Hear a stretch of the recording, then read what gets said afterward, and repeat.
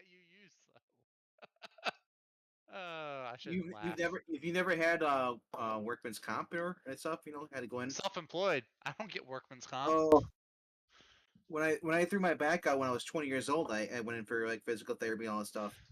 And the Shit, stuff what were you doing at 20 years old that you needed workman's comp? What were you doing? Like plant work? no. I was actually and working in the meat department at a local grocery store.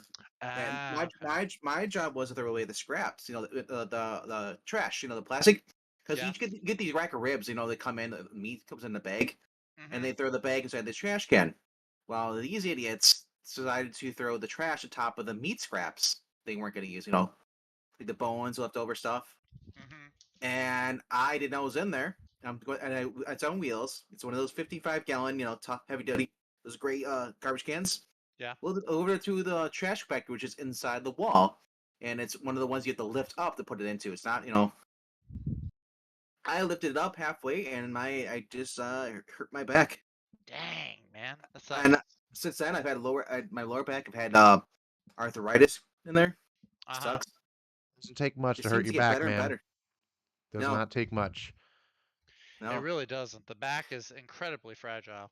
It doesn't take my much my. to distract you guys to do a cold start either. We are live. He got Welcome us! back. Dang it! Wel- Welcome back, you guys, for another Monday I night. just well. The bad thing about cold opens is I could just talk about what I was doing before you went to cold open. No. We're No, we're good. We already passed it. that's right. It's a double-edged sword. You never know what you're gonna get. That's true. No, I gotta roll the dice. that's a box of chocolates. That's not a sword. That's a box of Well, chocolates. that it was a box of chocolates. No, it was a Oh, bowl of chocolates. gross. Hey, this is your guys' show too. I mean, if you wanna, It's not my channel though, so good. No, I'm done. That's it. well, I'm your done. your channel's not your channel. You're like a you're What like do you a mean? roaming vagrant. You just like go over on other people's channels and take over. Take over. What do you mean? Pixel and I started that channel, and I've been running it 90% of it. I thought Pixel had it before you did. No, Pixel didn't have the Geeky Puppet Show. No, that was our joint adventure. Joint venture. So Oh, okay, I've been okay, asking you to make okay. me a mod of that for so long, and you're like, I can't. It's not my channel. So that's all I know. No, Ooh. what?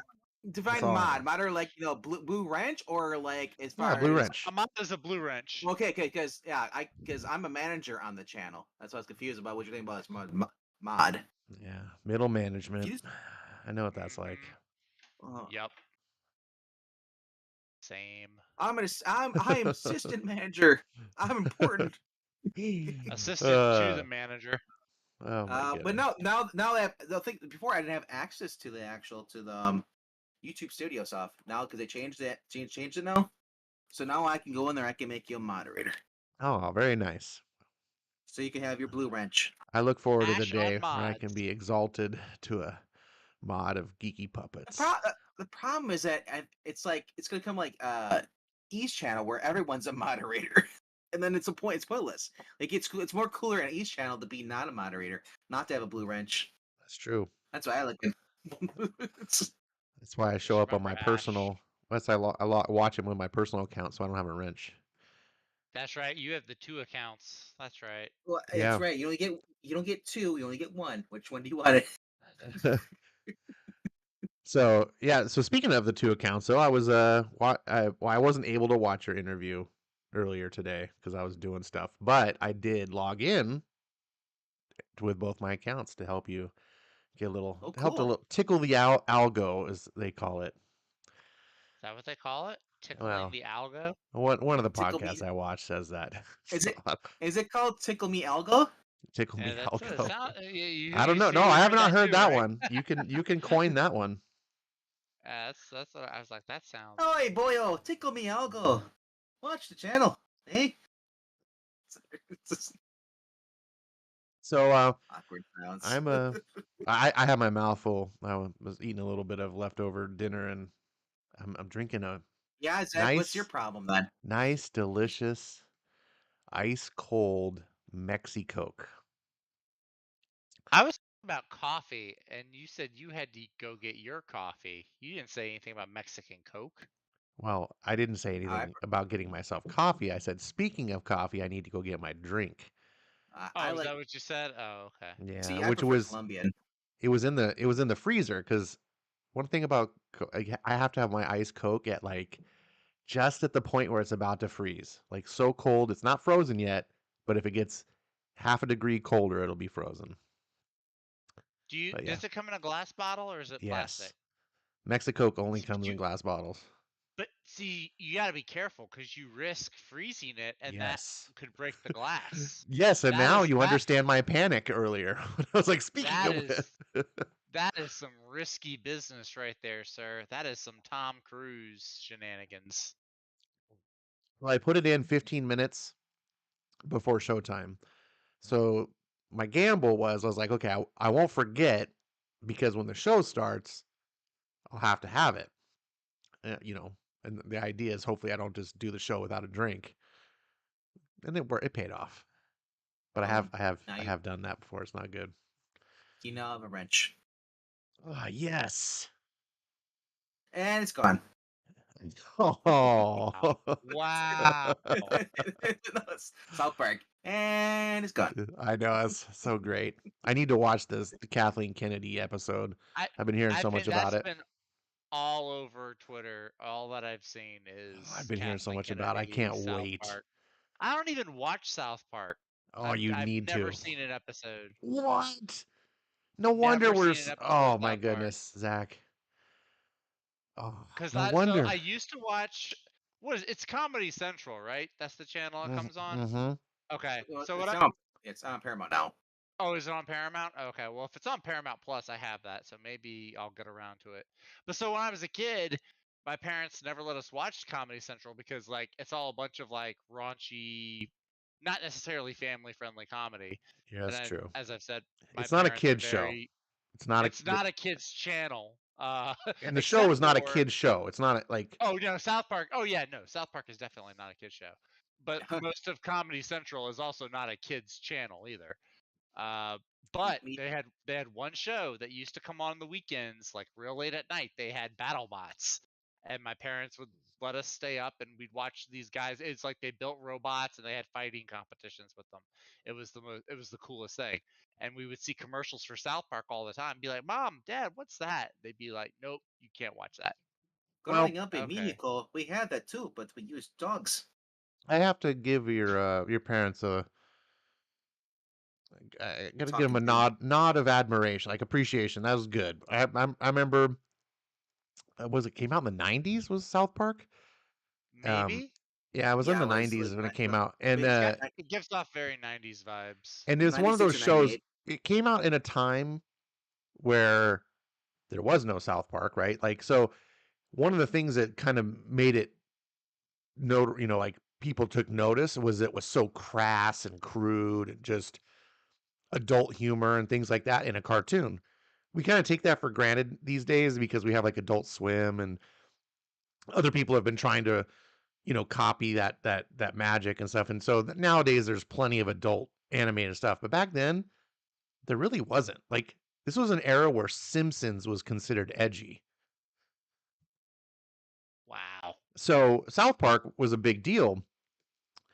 But because of that, the fact that it was in that era, it was also kind of in an era where like my generation, was having kids or whatever. And it was like, hey, it was like it's cartoons. Cartoons are for kids. And so like I was like seeing parents letting their kids, like watch a show and I'd be like, what are you doing? This is not for kids. Like stop so I'm glad that you had sensible parents that didn't let you watch it. I think it's fine for adults. Like I think it's got really good humor. I love that South Park makes fun of everything. Like there's nothing off limits, which is the one kind of bad thing is because they also make fun of Jesus.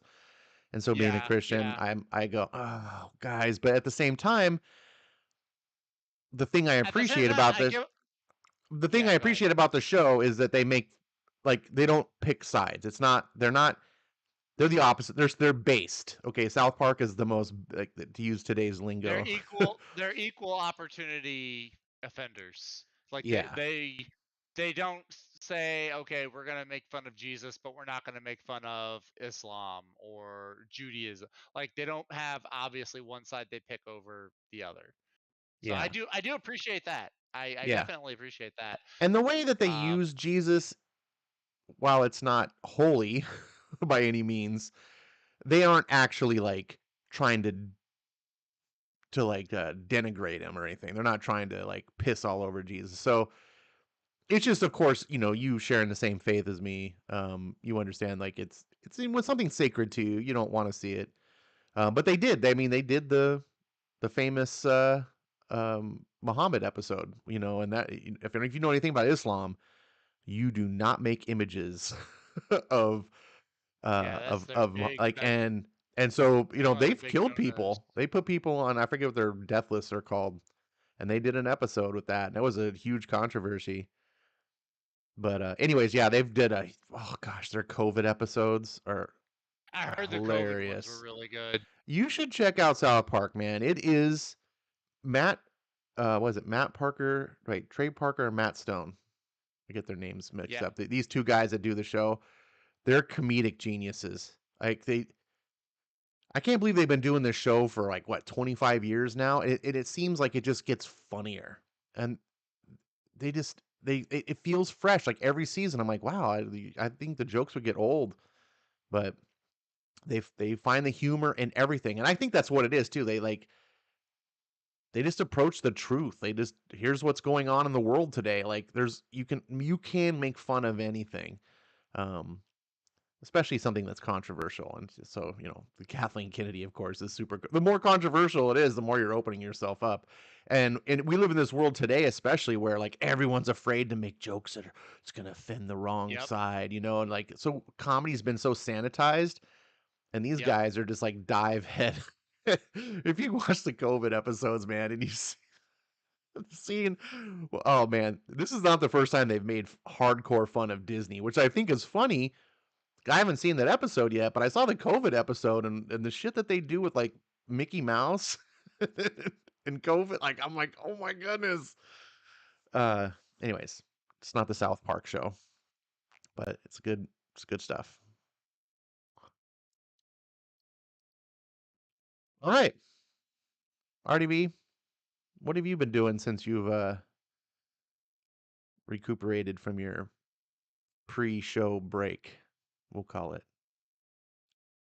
I'm still taking some meds. You're trying to spell pills.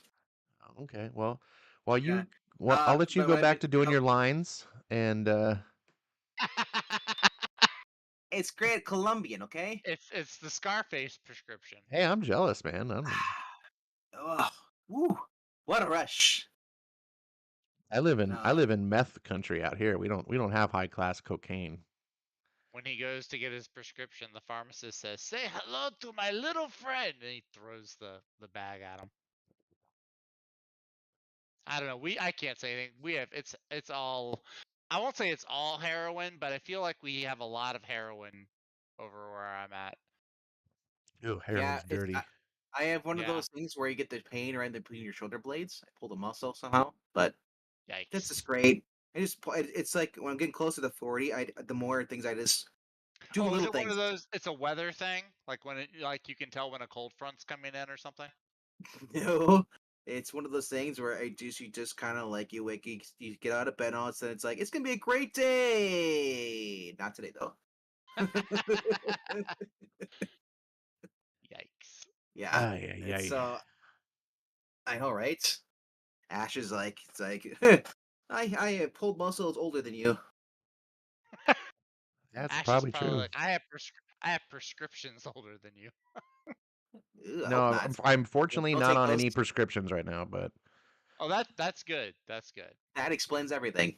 Hey, I'm not on any I'm not on any prescriptions. We know, Zach. We know you So aren't. I have no excuses for my takes. I am of sound mind. I am not under any influences. So all right. do with that information what you will. So you're saying your hot takes are completely sober and we can't blaze it 100% on me. drug-induced delusions. All me. 100% me. All right. Well, That I was looking for explains an why I excuse. Yeah, I was looking for an excuse too why he has White Widow on his pull list. Why he has what? White Widow in your Oh, pull list. White Widow. Oh, why did I put that on my pull list? I don't even remember. I see. Here's a trade secret. When I'm creating the thumbnail for the top 5, I want to include Zach. So I instead of just waiting for him to respond to me, I just go look on League of Comic Geek, see what he's got pulled. Incidentally, so there's no confusion. This is not the White Widow that Jamie Tindall's. No, who's the guy that did White Widow? It was like an indie book.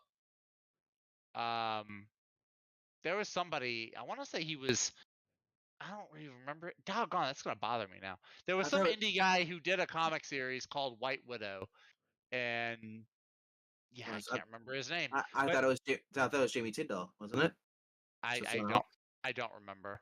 But now Marvel is doing White Widow with the Yelena Belova character, and so I'm kind of actually wondering, if there's not some type of copyright there, because they both seem to be espionage titles Through about women. Absolute Comics, it was Benny Also, Powell. stop staring at my comics pull list, cheater.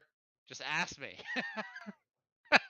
I'm not. I'm actually looking at League of Comics right now. Looking at it, Jimmy Tyndall was the artist in the cover art. Yeah, on the book. Are you talking about the Marvel one, No, or the other one, the original one?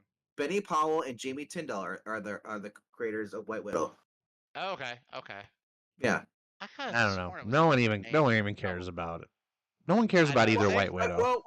It's ironically this was brought up in our little conversation on the interview with Don Waddick, creator of Unholy Nightmare. Go check that out. The Marvel one?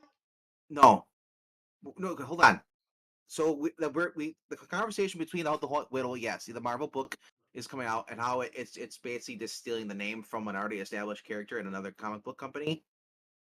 And he said the guy who created it really doesn't give a care because right now he's busy doing other things.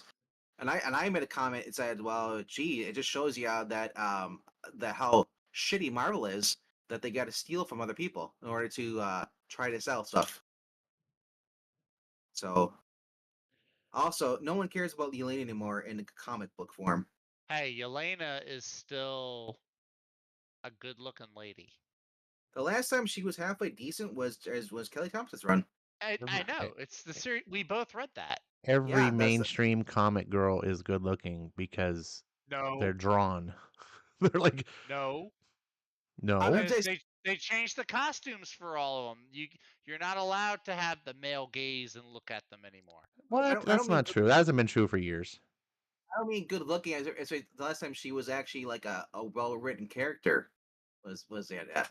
Before that, before Kelly Thompson's run, Yelena was in Inhumans or some other books, and she was just a crazy villain. No, that was just her first appearance. Was Inhumans. Yeah, I can Yeah, but honestly they- say I've never read a well-written White Widow book, so I don't know about this, but I'll take your word for it. Well, this is their first solo book adventure. She's always been like, she popped up in Kelly Thompson's thing or before.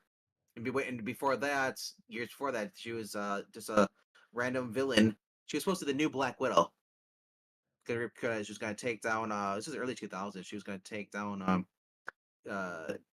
Widow, or Black Widow, actually, herself, Tasha. And she ends up getting her ass kicked and by the Avengers. And then she has a scarred face. Or something like or something like that. There was, but so I don't know. It's like I said, because the movie came out, all of a sudden they're like, you know what? Let's just start introducing this character that no one really gives a shit about. That's exactly what But- this feels like. This is like, oh well, we're doing she's part of the MCU now, and we're gonna be doing what Thunderbolts is she gonna be a part of? I don't even. I really don't care. I mean, it'd be kind of. I'll just say it'd be cute if they included that she likes having what was it, Tabasco sauce and her stuff. Yo, Tabasco sauce is lit though. Tabasco backs and mac and It's cheese alright. in the It's- like, in a hot- Tabasco sauce on mac and cheese is legitimately a thing, though. It is. No, it's I'm very just saying. I'm surprised they haven't done that. No. Yeah, I mean, No. it's only a matter. I need more Kamala- food stuff in comics for sure. I want to see a whole issue of White Widow where she's Every- sitting around eating I- mac and cheese and talking about how Tabasco on it's good. I'm tired of people standing in the Justice League having a cup of coffee and talking to each other. Yeah, that So this book looks like a That's- train wreck. I have to say the cover looks decent. I mean, they got a decent cover artist, but of course that's not what the art's going to look like inside. It's written by Sarah Gailey. Apparently she's known for Buffy the Vampire Slayer and Eat the Rich. So that sounds like a plus. It's edited by Alana Smith, who hasn't done anything good ever at Marvel ever in her life. And she's basically most known for, and this is a rumor, of course, can't substantiate it, but known more being what's his name, the head, who's the head guy? Not the head guy, but like the big editor guy that's been at Marvel guy. forever. I Tom forget his name. Brevoort? Tom Brevoort. Yeah, being his work That wife. was just a total stab in the So- dark. Thank so you. here's I'm gonna tell you right now. So Sarah Gailey, her Buffy the Vampire Slayer, started all right for the first couple of issues, and then it got so horrible. Dan Mora left the book, and then a guy took over about 17 issues later and wrote it better, and the art even got course. better too. Of course. So I mean, that's what you're looking forward to in this book. This book is gonna so it's called White Widow, and its characters features 4 characters. Every single character that it features that's not White Widow is way more popular and beloved than White Widow. Like, what are you doing? Also, Eat the Rich is what she wrote 2 Yeah. years ago. Yeah, Eat the Riches. That's what I said. Yeah, and This- Know Your Station. This just like this is good. Seems like train wreck. This is, I mean, it's got a giant number 1 on it, so the first issue is gonna sell because there's still people out there buying comics that think if it's got a number 1 on it, it's gonna make it worth something, which is just not the case. I don't know. Like, I have zero.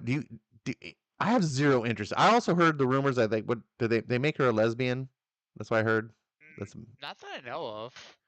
It Green's wouldn't been- surprise me. But I saw that in Yeah, our Bri- Twitter group that someone was talking about that they turned her into a lesbian. That's Breen. no, that was Breen talking about Zorro. I thought.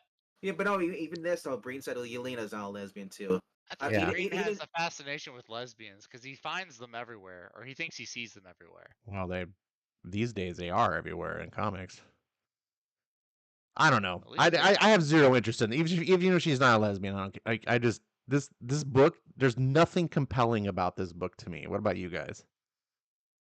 I don't know why I put it on my pull list. To be honest, I might have thought it was somebody 'Cause else. you're a doing sucker the for- writing. You're a sucker for cute blondes. You see it, and you're Yes. like, oh, it looks Not- like Sue not as Richards. much as Buy it. people- Not as But much as people Scroll, think. but scroll down though. Scroll down Blondes there. aren't really Here's blondes a- aren't really my thing. See that second cover in the middle. That's a Hughes hidden gem variant. I do like Adam Hughes. I Huh. actually don't like blondes as much as a lot of people think. So basically, this Uh-huh. the gist of getting this story is that Black Widow, the original, Natasha's gonna be in there. They're gonna launch book, and then she's gone for the story. It's basically just like you have a cameo in there, and then the rest of it's just gonna be White Widow and some other people we don't know. She's just it's like you have Black Widow. Like, who wants bargain basement version of her? Well, the thing is that with the Kelly Thompson, you had both of them working together. Which know, I don't in mind because of In the book. MCU, I don't mind because I understand like actors age, and so there's a definitive reason of why you need to replace. Like, makes comic book characters don't age. You could draw them forever. I know though. So anyways, So they retconned her saying that she basically was Yelena is her sister in the comics now because of the movie. And they Never and- mind the fact that they tried to kill each other. Yeah, and for then years. and Kelly Thompson basically had them working she was trying to rehabilitate her, her character Yelena, so Yelena wasn't just going around murdering people. And they decided to leave New York. They moved out of there, and living a quiet life. A Marvel book that doesn't take place in New York? I know, What? right? New York City. That Look at- actually look- has look at me- the- and that's here's the another- most interesting part. here's another red flag. There you got the trade announced. The trade is already solicited. The first issue is not even Yikes. out. Collects White Widow 1 through 4. It's a Wait, what? miniseries. 4? Only 4? I It's a bet you it miniseries. ends at 4. I bet you It's it. Oh, it's it's a probably miniseries. already Oh, okay. canceled. Like, just Probably. What? this is Well, garbage. So I was looking at that too. I was looking at they only list the first 3 books through January Yeah, this on th- Comic this Geeks. I mean, this is gonna be dead in the water. Like, no one is interested in this. Marvel, what are you doing? You need to bring back your powerhouse characters, right? The characters that everyone knows and loves and wants, and you need to start putting some talent on them to rebuild and repair the damage that you've done. And once you do that, once you have a strong Avengers book and a strong Captain America book and a strong Iron Man book and a strong X-Men, and what else am I missing? Like, you don't even need well, all your books, right? But your core books, and those are strong and they're firing on all cylinders, then you can start exploring and saying, "Hey, would you be interested in the White Widow series?" Yeah, because your other stuff's doing great. But when everything so else is can floundering and drowning, you're like, "Hey, here's some other stuff." It's like, come can on. we get Can we get the Legacy Avengers? We could have Yelena as a White Widow, and you have Spider Gwen as the Spider Person, and then you have Sam Wilson as the knockoff Cap, Riri Williams as Iron Woman, Ay, ay, and ay. then we I have one of the many She-Hulks. All right. I'm just counting down the days until Jonathan Hickman Ultimate Spider-Man. That's all I'm waiting for from Marvel. Oh, speaking of which, there's a new Jonathan Hickman book out this week too as well. Is it The Gods #2? No, it is Ultimate Universe #1, Oh, yeah. The Ultimate Universe one, yeah. which looks like a team up book of all the people I didn't give a shit about in his previous run here. All I care is that Jonathan Hickman can make my new universe books worth something. Iron Lad, Reed Richards, Doctor Doom, Sif, Thor Odinson, Captain Britain, and Captain America. Yeah, I am psyched for Ultimate Invasion. The only one I'm on the fence about, honestly, is the Ultimate X-Men book. That one just seems weird to me because it's Peach Momoko, and it's just, I don't know. I don't know what to think about it yet. But the Why? Black Panther book looks cool because it's Brian Hill doing the writing.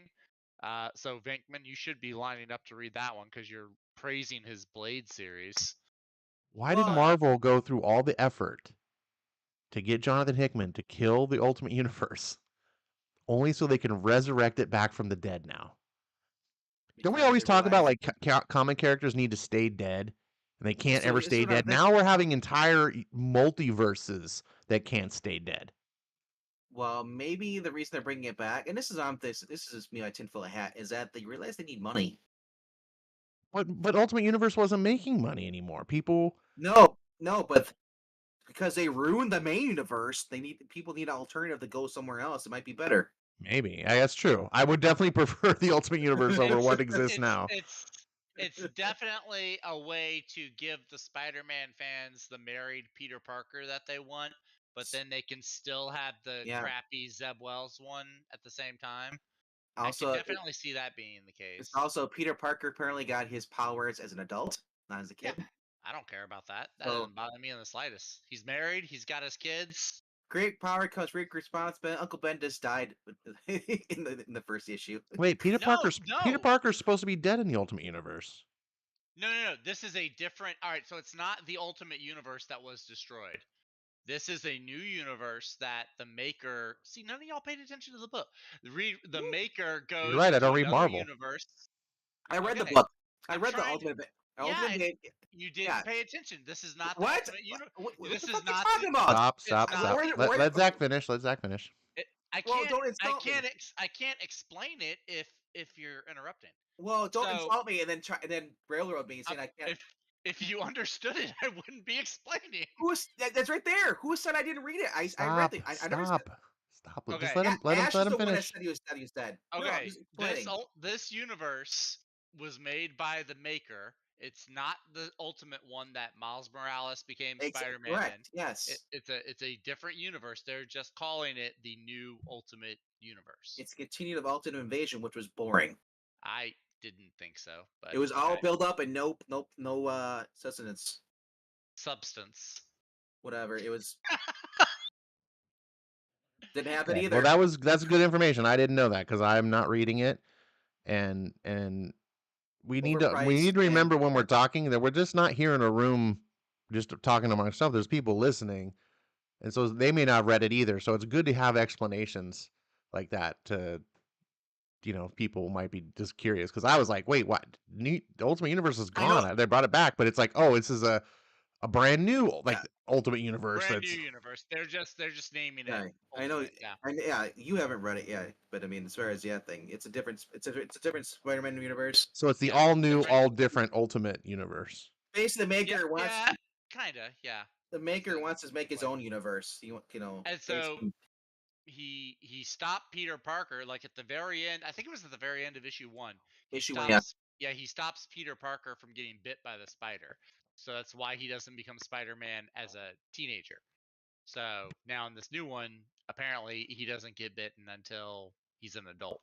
I don't know if it's okay. I don't know if it's before. Maybe it's before he gets married and has kids. I don't know.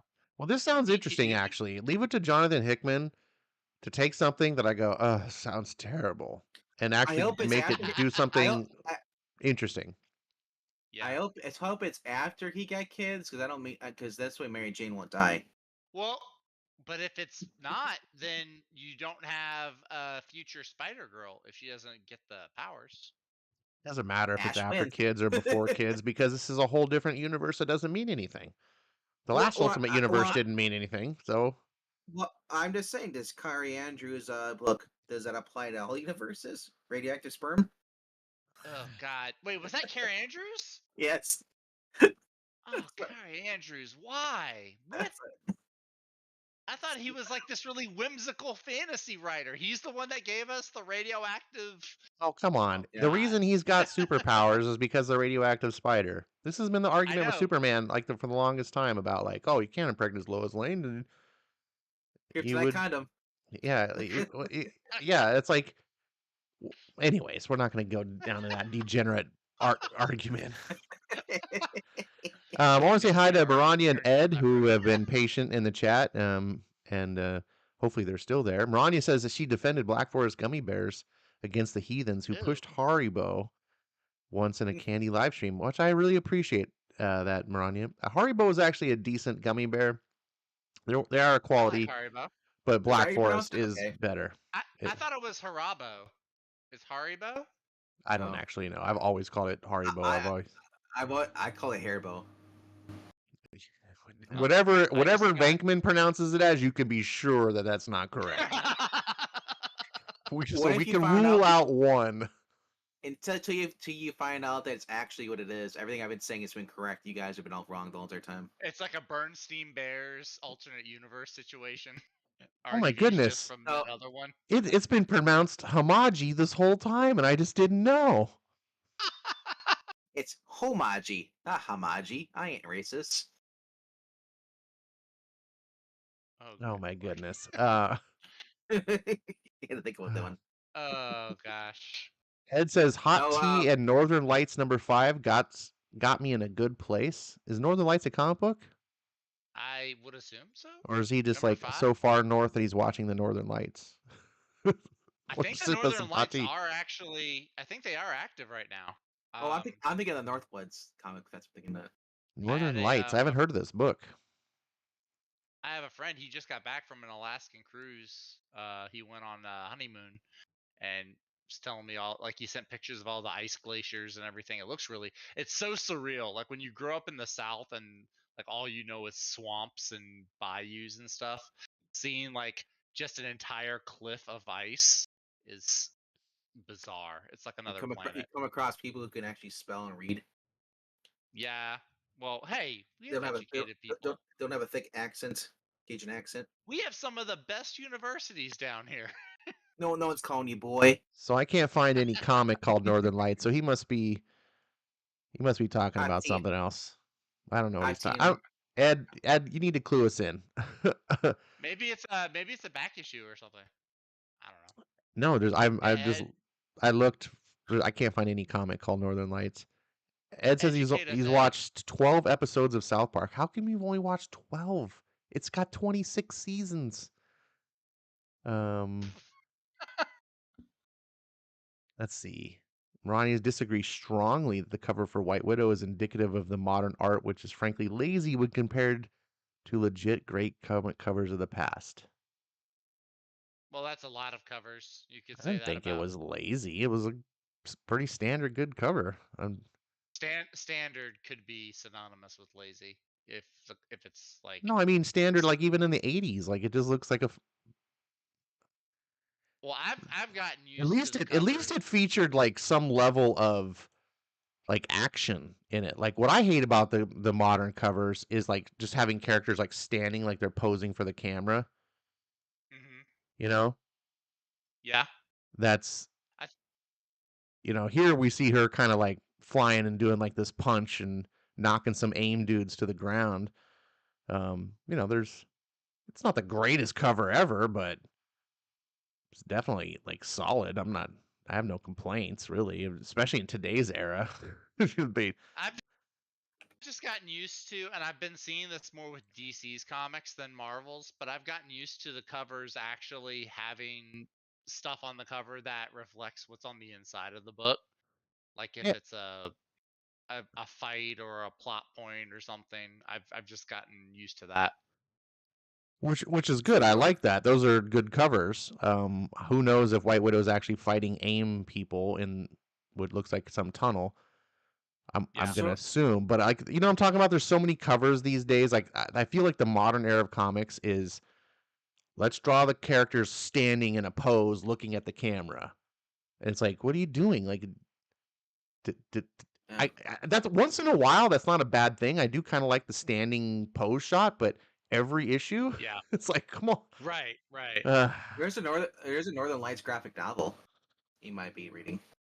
He said number 5. Did he say number 5? They said number 1. No, number 5. So I don't know what he's talking about. Ed'll clue us in if he's Well- still listening. Ronnie says to stop Sorry. cranking out 10 plus X-Men and Spider-Man and whatever else books a month. Make it 2 titles max for a franchise. Too many titles for an IP dilute the story pool. And amen, Correct. sister. Hallelujah, preach. You're so right. And DC, you take a note on that too with your Batman. No matter how good your stuff is, if you do too much, you're going to dilute it. And then even the good stuff suffers because Yep. it drowns in that diluted pool. She says, make anthology books like World's Finest and Marvel 2-in-1 team up. Focus on limited line and make the books great again. That one I'm a Just be little old World's Finest. that one I'm a little iffier on for one big reason. I'm not sure the audience of today really wants like team up books. I know there's people like Eric Breen who's like a massive like team up fan, and there definitely are people out there that like it. I'm just saying like today's audience don't seem to have that love. Maybe it could be rekindled. I don't know. I don't know. I was listening to a podcast earlier today, and this might not seem related at first, but bear with me for a minute. Uh-huh. So there was like a study that came out that said a lot of Gen Zers want to see less and less like sex scenes in movies and television, and then this person I was listening to was saying it's because that kind of stuff is already available everywhere, just like the culture is like saturated with it. Right. So they want to see something outside the norm. And Right. so he made this case that, Gen Z, especially with like 2020 in the rearview mirror, like a lot of Gen Zers and millennials were like they polled as being like really lonely, like little to no friendships. And so a lot of them might be interested in team ups if the story was written correctly. Dude.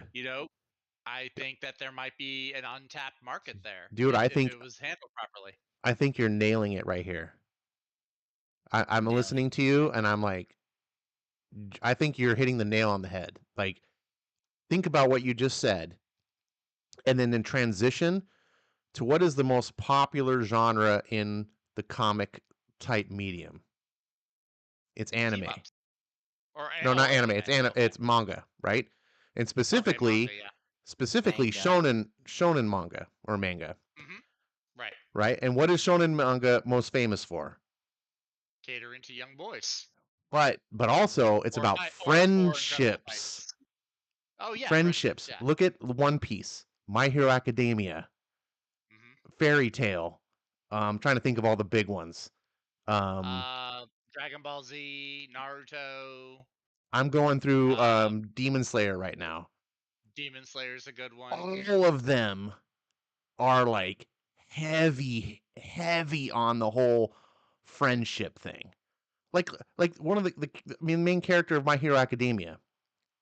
His biggest superpower is being your best friend, right? Like Same with One Piece. Luffy is all about like, and what you just said about how they're like they're just inundated with sexual imagery and content and stuff. It's just flowing out their eyeballs. But what they're missing in their life actually is friends and companions and that that camaraderie. And I'm going back to like my generation, like in the 80s, I wasn't hurting for friends, you know, hmm but one of the things that I lived a more sheltered life, kind of like you.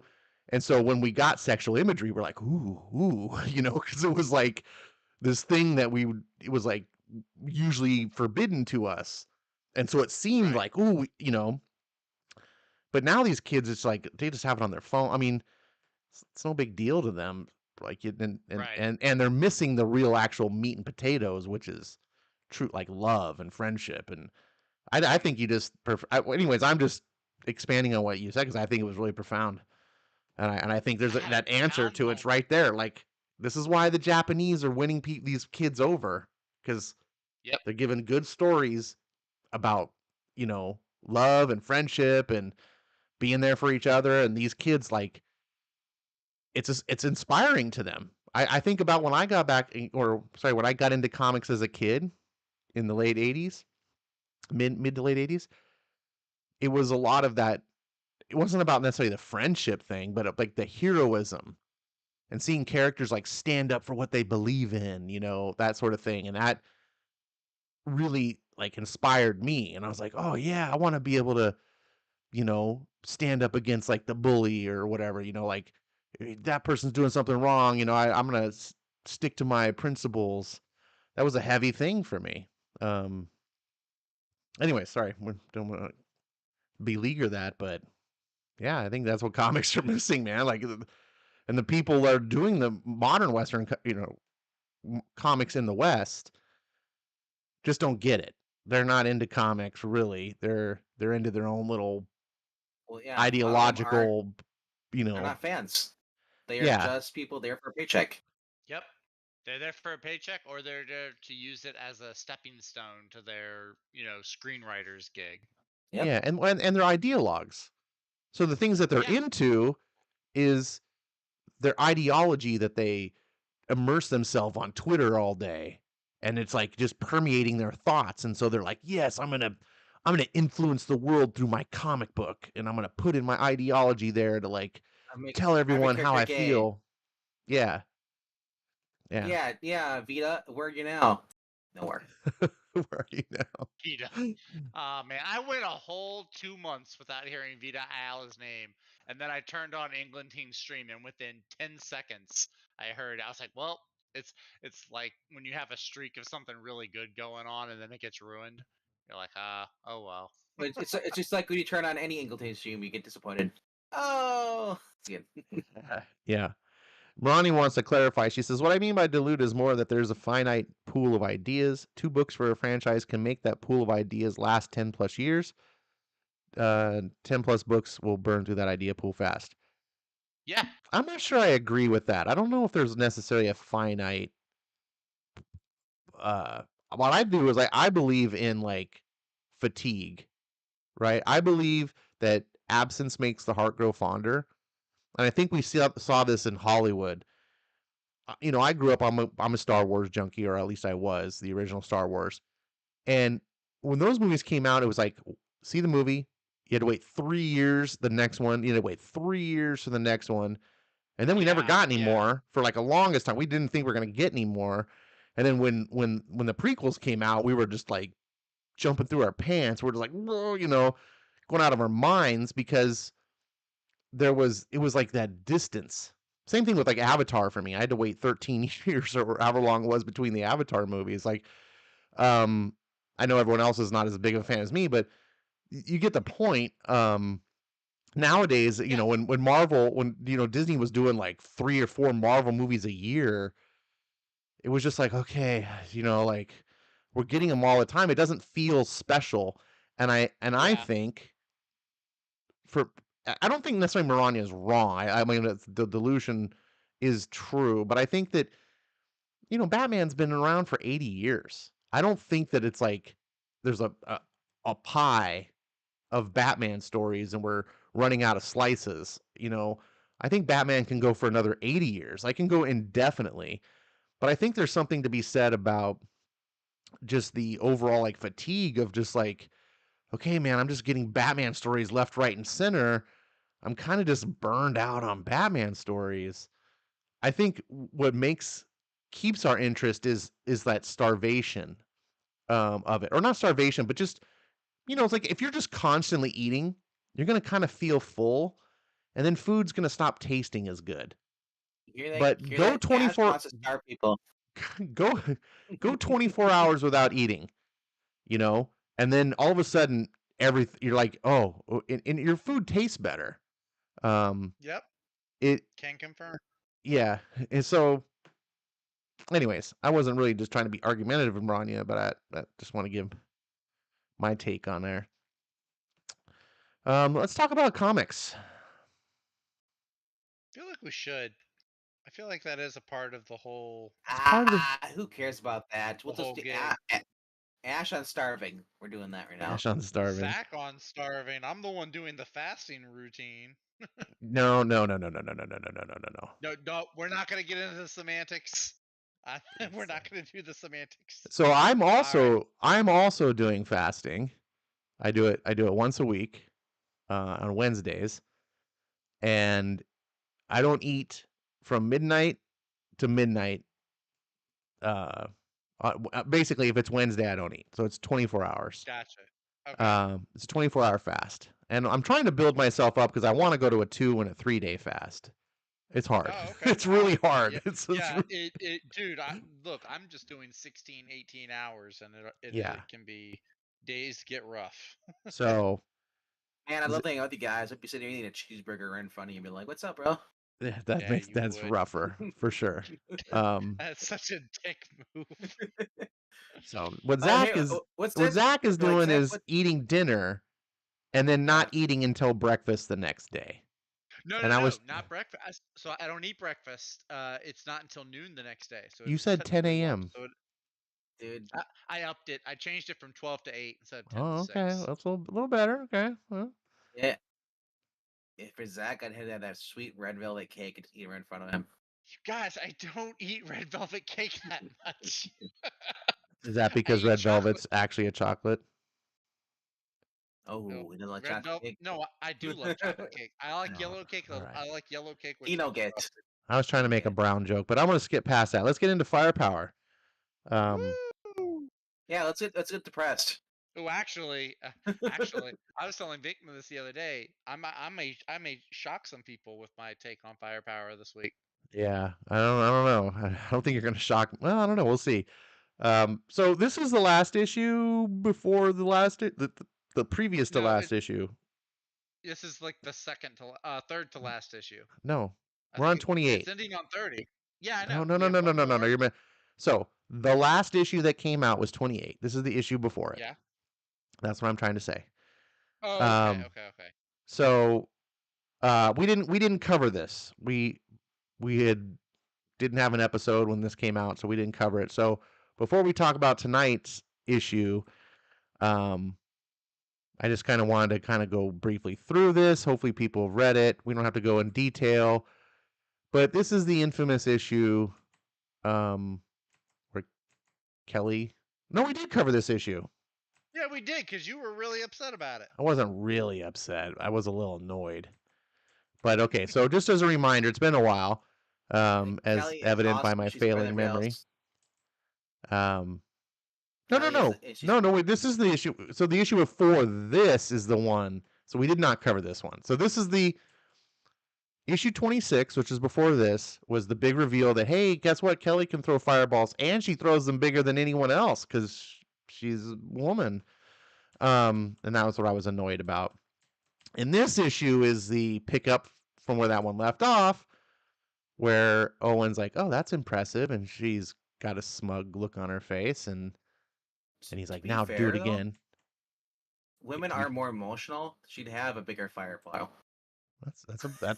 That's possible if Rage. it's based purely on emotion, yeah. And I'm actually not necessarily perturbed that she could have a bigger fireball. It don't my annoyance came from the sort of unearned nature of it, where it was just like one issue all of a sudden. We've had like 26 issues plus a trade paperback of Owen like learning, and it's like she just kind of gets it. And that those type of things annoy me, and you almost never see it in reverse.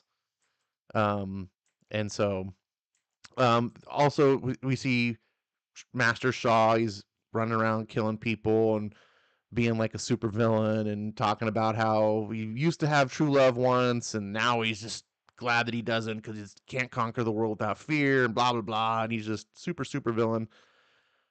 Ma Gwyn, or how you pronounce his name, is becoming one of my more favorite characters of this book. I'm finding him very compelling.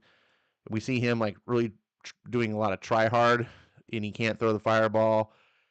And this is my favorite part of the book, where Owen goes out to talk to him, and he's basically trying to tell him, "Hey, it's about emotion, man. It's not about trying hard."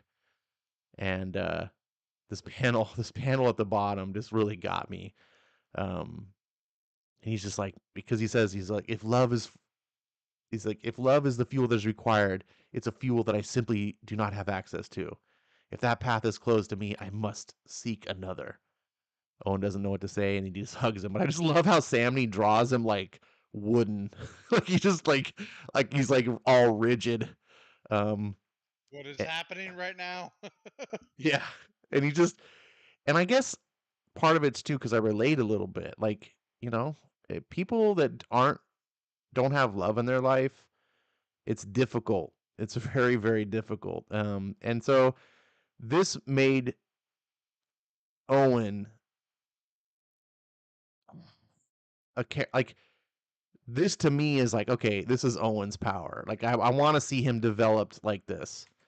And so when we see Kelly fighting with her kids and then sparring and all this stuff, and it's just this is just like the family issue. And then all of a sudden they get news from America, and shit's gotten real, and they're deciding they got to go back and it's time to fight.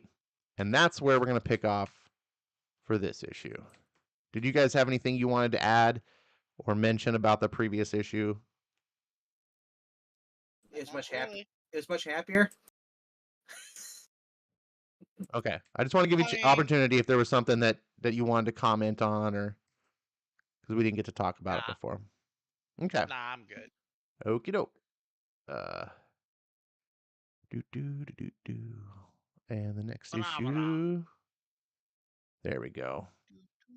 Firepower 28. This is the most current issue. It's got a cool looking cover, so I put the thumbnail. I'm a sucker for dragons. So I do love this I book. really wanted the peanut butter variant, but my shop didn't have it. It was very sad. Is awesome. Shut up, Caitlin.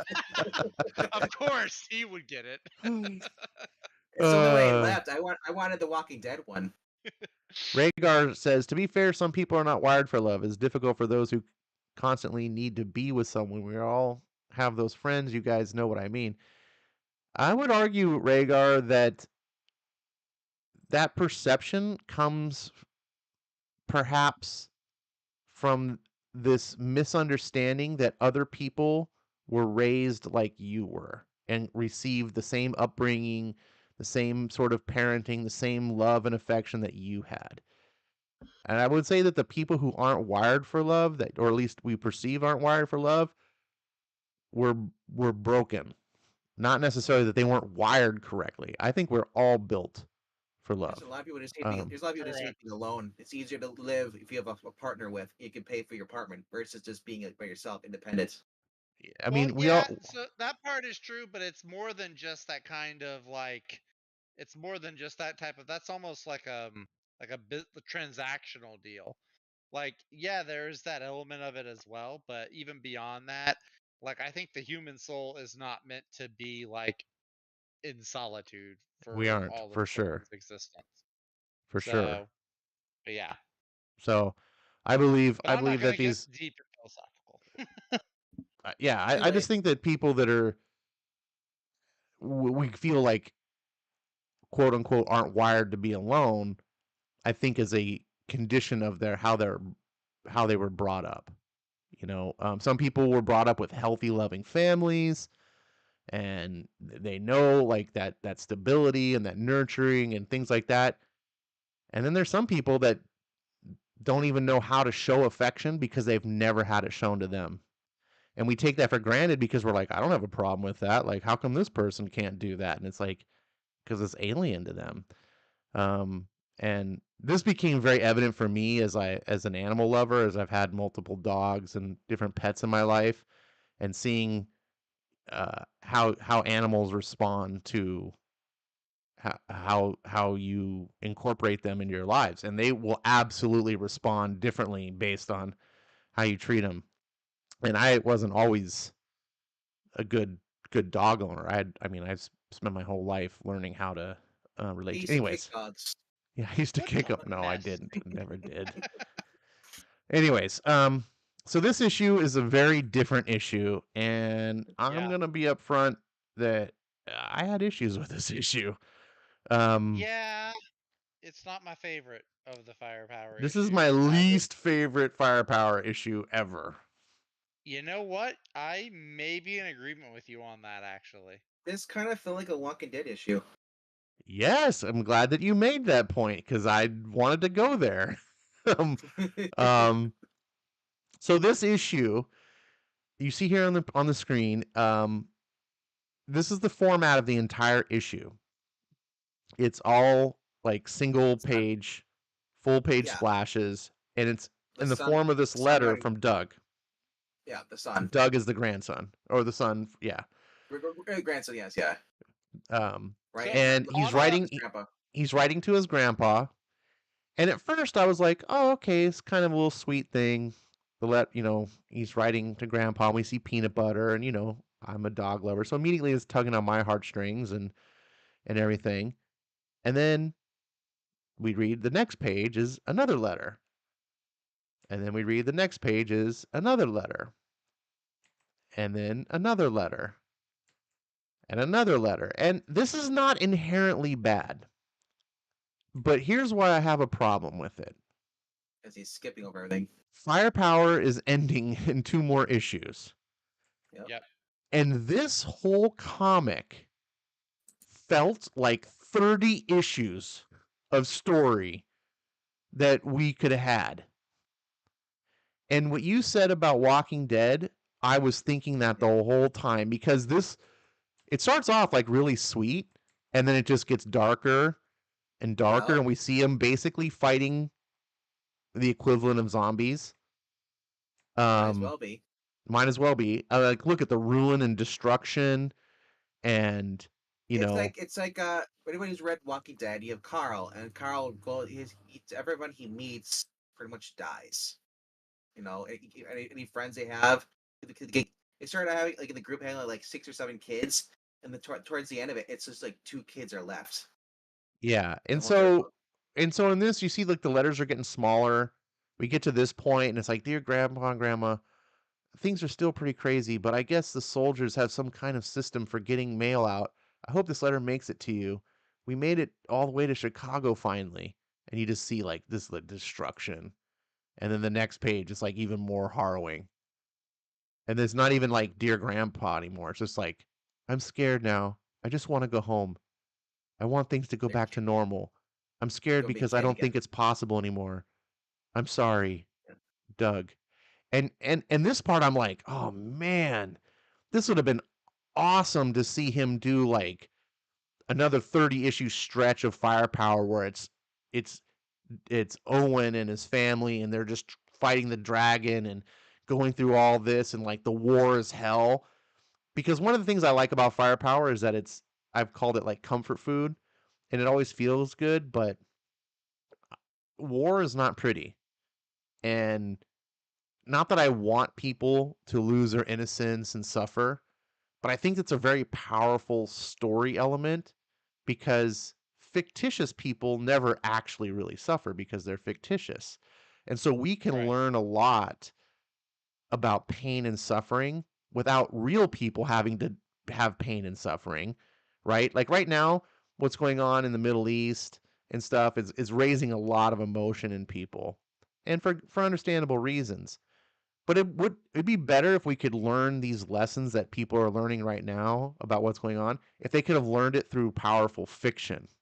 And it wasn't actually real Israeli people getting murdered and raped and stuff, and real Gazans getting blown up, and like there's all this horror going on. Like if that wasn't real, and so I think that was one of the things that Walking Dead was able to kind of touch on. This book I think could have as well. I would have loved a story, and I'm kind of a more dark individual anyway, but I would have loved a story to see these innocent kids like had gone through hell essentially and lose that. Not because I want them to suffer, because again, they're fictional. Like they're not real, Suffer. but it's something that we can learn from and be like, yeah, we don't want this. Anyways, and so as I was reading this, I was like, this is a whole powerful story that we could be getting. And then we get to this page here, and I'm like, wait a second. Owen's fighting the big bad boss on this. Like, I understand if you're going to do a time jump. Like, okay, we don't have time. We're canceling the series. Let's skip ahead to the big finale. Okay, no Yep. problem. It's over. Killed the boss. What? What? What do you mean? Okay, jump ahead. Boss is dead. I guess the only thing left is the dragon. Okay, cool. We threw a fireball down the dragon. The end. What? What? What? You. That's not how you end a series. You don't just be like, okay, the summary. Here's all the stuff you weren't. Here's all the stuff you're not gonna get because we're canceling the series. And it really. It's not like this was a badly written comic. All I could do while I was reading it was think, oh my gosh, they just had to rush the ending. Like we're we're missing out. This is just Robert Kirkman saying, here's everything you're good that I didn't get to write. And the end, like I said, as a standalone issue, take away the things that I'm talking about, is actually kind of powerful. Because you get these letters and they get this one final letter after they get the victory and all this stuff, and Owen's like, there's so much to be done and da da da. I'm writing this letter, but I'm not gonna send this letter. I'm gonna give it to you and like look you in the eye while you read it. Um, and then we see the sad look, and they come home finally, and Grandpa's dead. And of course, the letter doesn't reveal that. The letter is all, he's like, "Are you looking at me right now? I can't wait to see the look in your face. How excited are you? Love, Doug." Plot twist: it's not their grandfather. And Grandpa never got to read it. It's a heartbreaking. Like I was like, this is a powerful story, but I can't help but be distracted by, like, wait a second, this whole buildup of the big final boss fight and the dragon, and it's just all like told on a single page. Like, okay, I've said everything my piece. You guys say what you want. I'll just say this right quickly before Zach spends 20 minutes talking about why he didn't like it. Oh, come on. Be fair. Yeah, because you've never I- ranted I- about I- anything. I can't because you always rant everywhere. No. So I like the pacing of this. Now, if it wasn't ending, it'd be awesome. It's awesome pace. The fact that the fact that this book is ending and within like 2 issues, there's no reason for them to throw this in there unless he's saying, you know what, I don't give a shit about this book. I got an Amazon deal. I'm gonna work on more stuff or Transformers. Maybe he's overwhelmed, and like I said, it just feels horrible and an insult to the reader to throw basically the main fight into this. As far as I know, the dragon's dead, the other guy's dead, but I don't know. It's got 2 more issues. It's going to have what, another time jump like he only does. Walking Dead. It's been 2 years later since this. We've built our life. And it's like that's a feel. That's become Kirkman's like his mo for certain things. I don't mind the time jump, but I feel But the like the boss battle, battle with yeah, Shaw is earned. should've Like been. we should get to see it played out, Yeah, I hear you. not as like a Um, flashback. Like, hey, Grandpa, we beat the bad guy. That's what. Wait, but I never got to see it. What are you talking about? Go ahead. Sorry, I was yeah. interrupting. Like I said, that was cheap, and that's gonna put a sour taste in on people who are buying this book. People may not buy his future books because of this. Yeah. I mean, obviously, I do like Kirkman for Walk with Dead. I like him for Invincible, and Firepower caught my eye. Like I said, if this becomes the MO where we can't count on him and ending a story, we're just gonna start calling him Scott Snyder. He's because it's just cheap. This is just throwing it in towards the end, and I really hope that there's something. This isn't the end of the villain, you know. But who knows? But Yeah. I mean, I it's one of those things that this is why comics need to succeed, right? Like, yeah, I don't yeah, think Kirkman is intentionally just being like, I'm tired of this book. I'm going to phone it in. I don't think that at you're right. all. But I do highly suspect that like the bottom line is saying this book's got to get canceled. We're losing money. Can't keep doing it. It's going to I end just at I just 30. want to And say that the representative over here concedes his time to the man down in Louisiana. Go ahead, Ash. Finish your statement. oh, I was basically wrapping up. I was just saying Kirkman, and I don't blame Kirkman as far as incompetence or laziness or anything. I think this is the unfortunate. If this becomes his new MO, I'm gonna start calling him Lazy Kirk. Well, I don't think it's his MO. I think what happens if books don't succeed, they get canceled. And this happens in TV too, like all the time. Like you get a series and it's like, well, it's not being renewed, and you get this rushed ending, or if you get an ending at all. And comics are facing that. This didn't used to exist back in 20, 30 years ago. Comics just ran. He should just kickstart it then. I'm sure he'll if he would do a proper ending. Well, you can't kickstart. Well, this was like 38 issues of comic. I No, mean, but I'm just saying. For if he owns this is his IP, and say they don't want to publish it, he could put it over a Kickstarter and he can do a decent wrap up to it. Well, so perhaps, but if your already. comic is not selling, no one's going to kickstart a book that's failing. You see what I'm saying? Like, Oh, I don't think it's failing. I just feel like he just doesn't have time to do it. That's why he's ending. So he had already. So in the back, when they have like the letters and the correspondence between him and Chris Samney, they said in there that the original plan was for 36-ish issues. yeah, I Which read that. six of it ended up becoming the prelude. So I don't think it's that the book is getting canceled. I think it sounds like this was always the plan to have the story be this many issues. It could also, I mean, now that's what it looks like. It could be they're just saying that to save face. I don't know. I'm gonna So choose to be more here's the optimistic. thing: they got to read it carefully, though. He says, "We announced recently that issue number 30 will be the final issue. So to answer your question, while different plot threads took shape as I was writing, the basic structure of the story was always laid out in my head from the beginning and in note form. It was always planned to be roughly 36 issues worth of material, which ended up being an OGN in 30 issues. Or really way more because there was so many oversized issues in the run.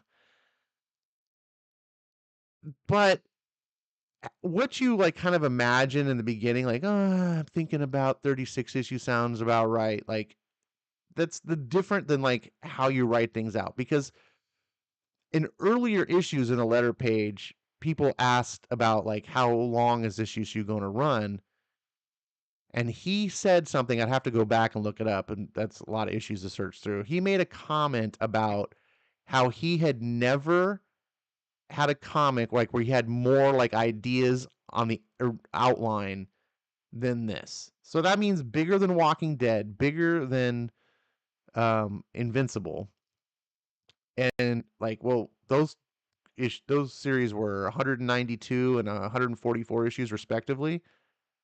Now to say that, oh, this will be about 36 issues. Wait, you had all these ideas and you're only going to be 36? Like, I'm not calling Kirkman a liar, but I feel like he's kind of misleading Yeah. what's going on here. I really just don't feel like this doesn't feel like a comic that's naturally wrapping up, right? But you Yeah. also don't want to say like, oh, my comic's is failing and I'm just ending it either, because then people lose faith in your books, and it's a rough thing. And you also, I'm sure he wants to parlay this, if given the opportunity, would love to parlay this into a TV show or something. So he has to kind of put up a front. So again, I'm not saying he's lying, but I also take with what he's saying with a grain of salt, because I can't fully trust what he's saying, if that makes sense. Yeah. And I can only go with what I'm witnessing. Like, I'm like, well, this is what you intended? You intended to have the main boss battle just be like a side note? Like, that's bad writing. Anyways, go ahead. You say all the piece you want. Don't want to take up the mic. Okay, yeah. So, I mean, on the one hand, I'll start off with something positive that I did like. I do love Chris Samney's full page panels. I've loved them in all the previous issues, and there are a lot of really, really good ones in this issue as well. So it's really cool. If you are a Chris Samney art connoisseur, this is a really great issue. I didn't care for the constant letter writing. I can see it as a way to, I can see it as an effective storytelling, narration practice, but yeah, it just kind of got old, and especially like you were saying, it just speeds through events really quickly. And I mean, there's probably another dozen at least issues that you could get out of this.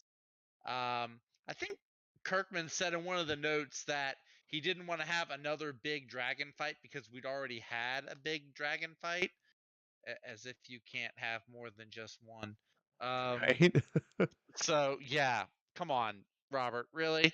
I do agree with you, Ash, about how it would be a powerful storytelling, plot point to have like the kids experience like the horrors of war and everything.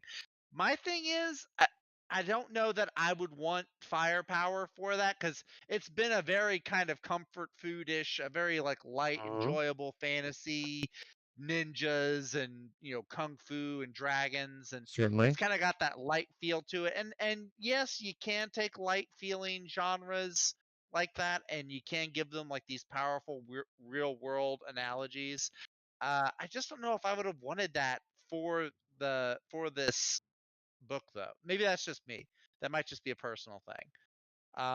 No, I mean, if you can just time me out for a second, Yeah. I'm 100% with you. If you would have asked me before I read this issue, hey, I'm just, bouncing some ideas off you, what would you think if the book transitioned into this like war drama and the loss of it? I would have been like, it's not really where I would want that to go. Right. But my criticism comes from the fact is that's where Kirkman took it. This whole issue is, look what the kids are going through. And by the time you get to the end, you see, I mean, they're looking at dead grandpa and they're crying. Like, I agree. I don't necessarily want the book to be that.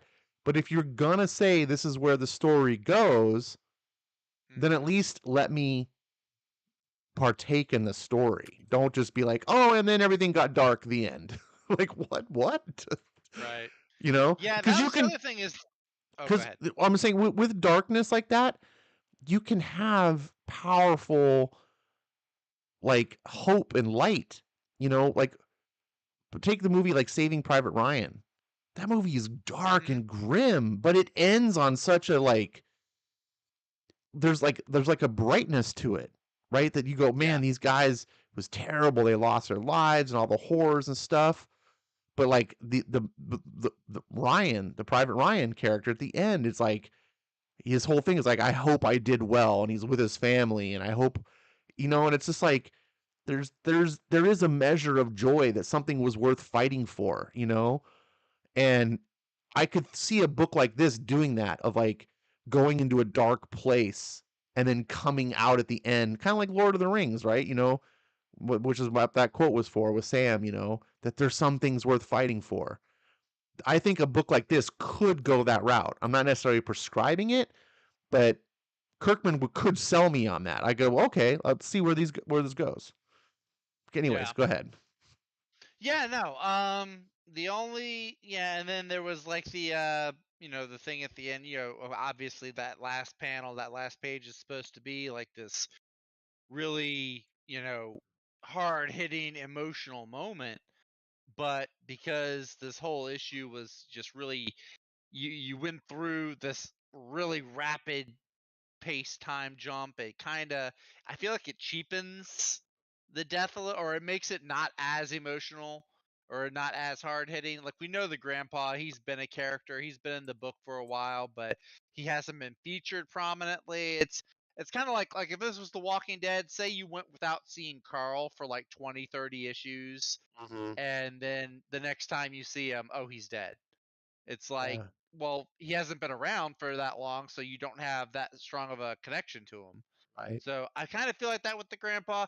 Obviously, I mean, now the boy is writing letters to his grandpa, so there you do get some emotional impact from it. But I feel like it doesn't hit as hard as it could have. Right. Yeah, I just don't know. It's just a really weird issue. I feel like you, Ash, like we got cheated out of a bunch of really good issues of storytelling, so that we could kind of get to this kind of wrap up point. So that part sucks. I'm still salty that it's ending. Um, but yeah, just the fact that it's kind of like it feels like a rush job to wrap everything up. I really hope that issue 29 is either it goes back in time a little bit and it shows us more like detailed of how Owen fights the dragon, or that the dragon isn't really dead and Owen they have to all fight it again. Maybe Ma Gwen comes in and gets his moment. Yeah, Ma Gwen hasn't Uh, even got a moment. yeah. Let me propose something to you. Okay. Imagine this book played out mostly the same. We got the letters, we got the full page. It's clearly like a time jump. It's all about the family coming back to the U.S. and they're fighting, and we see like shots How like about the this, like family? yay, they're like, we're doing stuff, and we see the kids writing a letter, right? And then we see like, oh, things are getting grim. Oh, I don't want to keep fighting anymore, Grandpa. I just want to come home. Blah blah blah. And then we don't get this. We don't get the fight with Shaw. There's no fight with the dragon. Just we make it home. We have fights with other things. We fight the snake guys and different things. And when we get home, we get this scene. And then it's like, to be continued. Shaw and the dragon are still out there. Now it's like you've suffered the tragedy. Now you want vengeance. The villains are like, okay, we gotta stop these guys. Like it's like it's hit home. I think that would hit a little differently. I feel, for me, what you said, I agree with. Part of what cheapened it for me was, I'm like, well, okay, yeah, I'm sad Grandpa's dead, but the, as the audience member, my brain is just focused on, oh, we got cheapened on the story, and now I'm supposed to feel about Grandpa. Like, I don't feel like I can. I feel like you robbed me of this emotional moment. Yeah. Yeah, it's definitely a rough pill to swallow. I mean, I want to like I've loved this series since the first issue. Yeah, I mean, it's rough. I mean, like I said, there's still some good stuff to it. I still love the artwork, Mm-hmm. the panels, Yeah. even if it's one page storytelling. A lot of them he puts a lot of emotion into the emotional pages. Yep. But it's really difficult. The next 2 issues are going to have to be really, really good for this to go out on a high Yeah, well, point. 2 issues. What are they going to cover? What could they possibly talk I about? don't know. Listen, Kirkman's had, he's had Invincible and he's had Walking Dead, and he's had really good storytelling moments before. Maybe he can, harness that same energy and and wrap this up good. But we'll see. We'll see. We'll see. Maybe he's going to blow us away. Maybe he's going to take this story in a direction to Mhm. where it was like, oh, I misunderstood what this story was about. I think right now I'm having what a lot of people had is in Game of Thrones.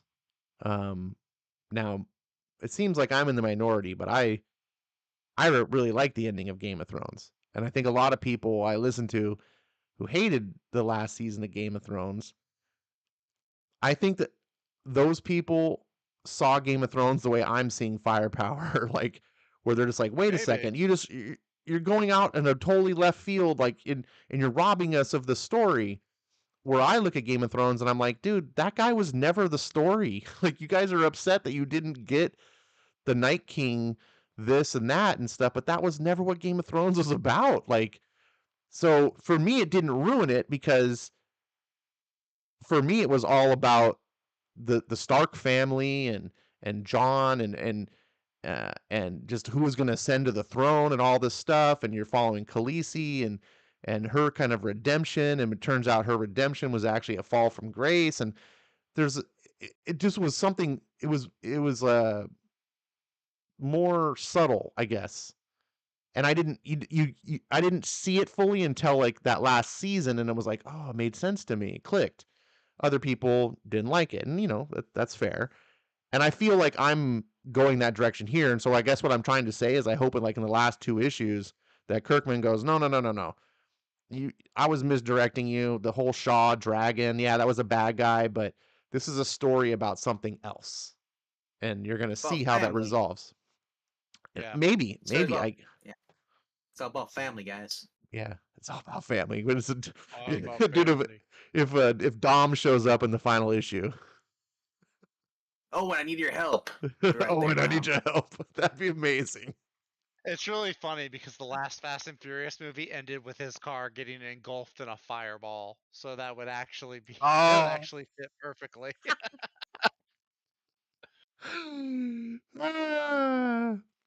That Oh, would fit Rhaegar saying, "Oh perfectly. Lord, save me from ranting an essay in the chat about Game of Thrones." I liked Game of Thrones right up until the Battle of Winterfell. That was the high note that I went out on. I like Game of Thrones right to the point where I decided not to watch it. I know. It's the best show I've ever watched. Have you seen the House of the Dragon show? No, I'm The afraid to. prequel? That one's actually I like that one a lot. I feel like it's a worthy prequel. Indie Brother I Breen is in the enjoyed it. house. I kind of want the last issue of Firepower to have a water bottle there. Oh. As a nod to what you're talking about. All right, It'd be I think awesome. we've roasted this book enough. It roasted itself. It Roasted burned. itself, yeah. It went. Self-inflicted 3-degree burns. It's definitely not gonna make my top 5 issue list of Firepower. So I do owe Venkman a little bit of an explanation. So on the last Geeky Puppet show, I was in the chat, and he was giving his thing, and he was talking about. I think he had rated Firepower some number, and then Void Rivals he rated higher. And I said in the chat, I was like, oh, you liked Void Rivals more than Firepower? And in my head, I was saying it like that, like I was just like as a kind of like more like surprise, like because I hadn't read either issue yet, and Firepower's been solidly good, and so I was just like more of like, ooh, you thought it was even better, because Void Rivals been good, but it's also been kind of a unknown start. We're sort of like it's kind of finding its legs. Yeah. But Venkman read it.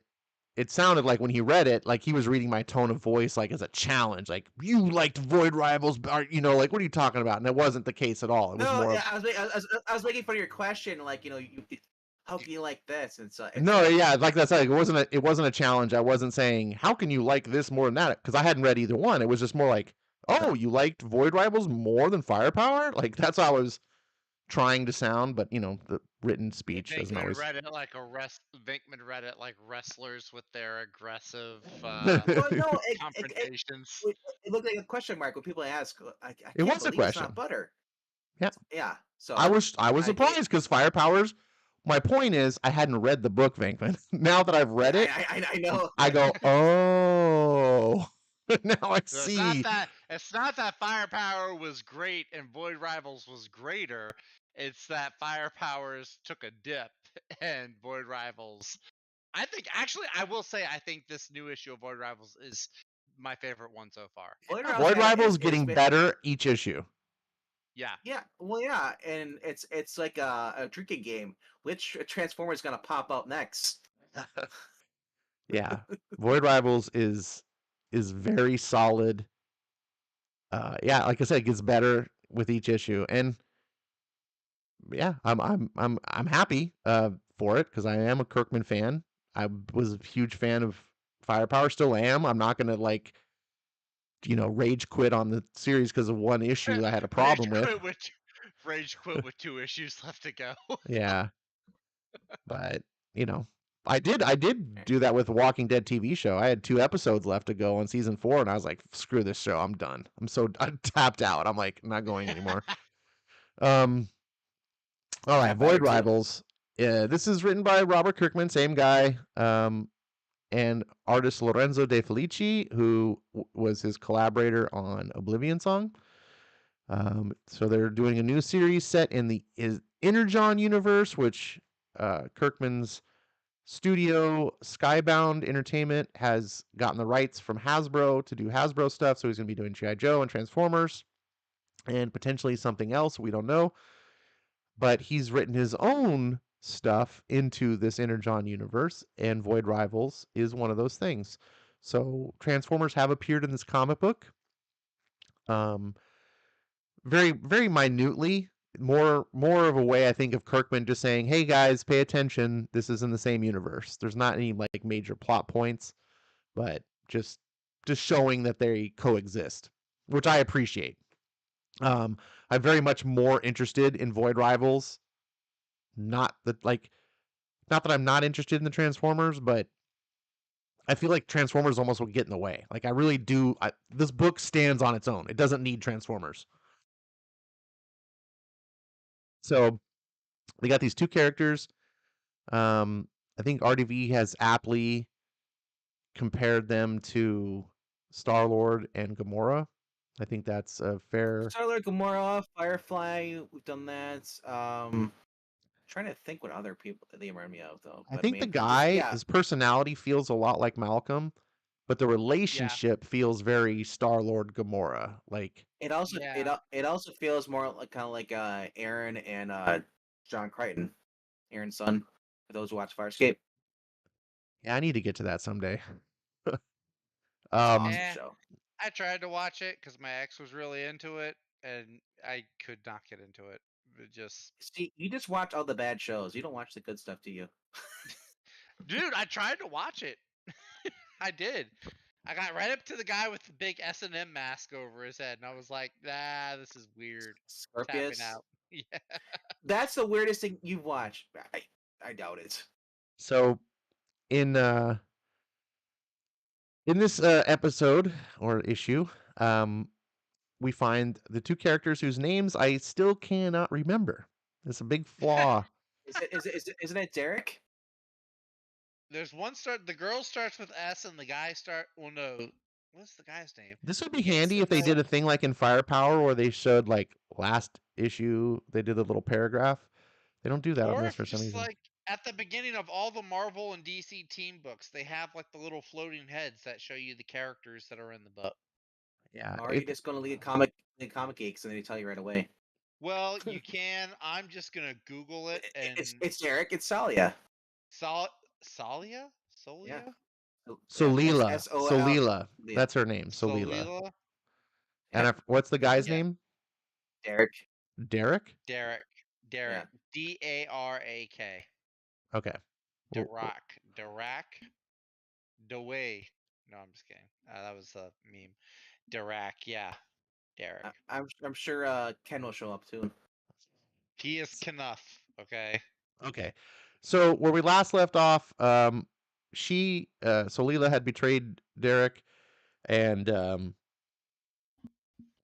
took him to her side of the planet. The planet is divided in two, and basically kind of flubbed things up because there's a big conspiracy going on where the people are divided. Like the government is in on it. Like the whole Civil War type of thing is actually a kind of a controlled animosity where the people are made to hate each other by those in the ruling class, and they wear masks because they're trying to keep the people from knowing that each other are the same, and so they see each other as monsters because they don't know that they're actually the same race, and so it's a kind of a conspiracy on that.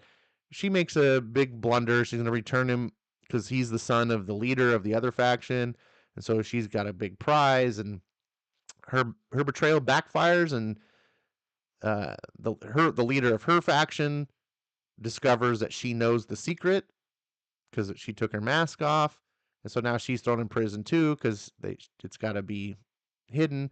It's really kind of a cool storyline about government conspiracies and things like that, but done in a very tasteful way of not mixing in real world politics.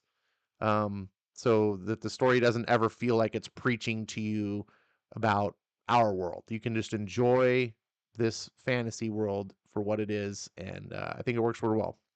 Anyway, so now they're stuck. It works even better than that page from Big Game. What was it last week? Yes, this does work Something better. like that.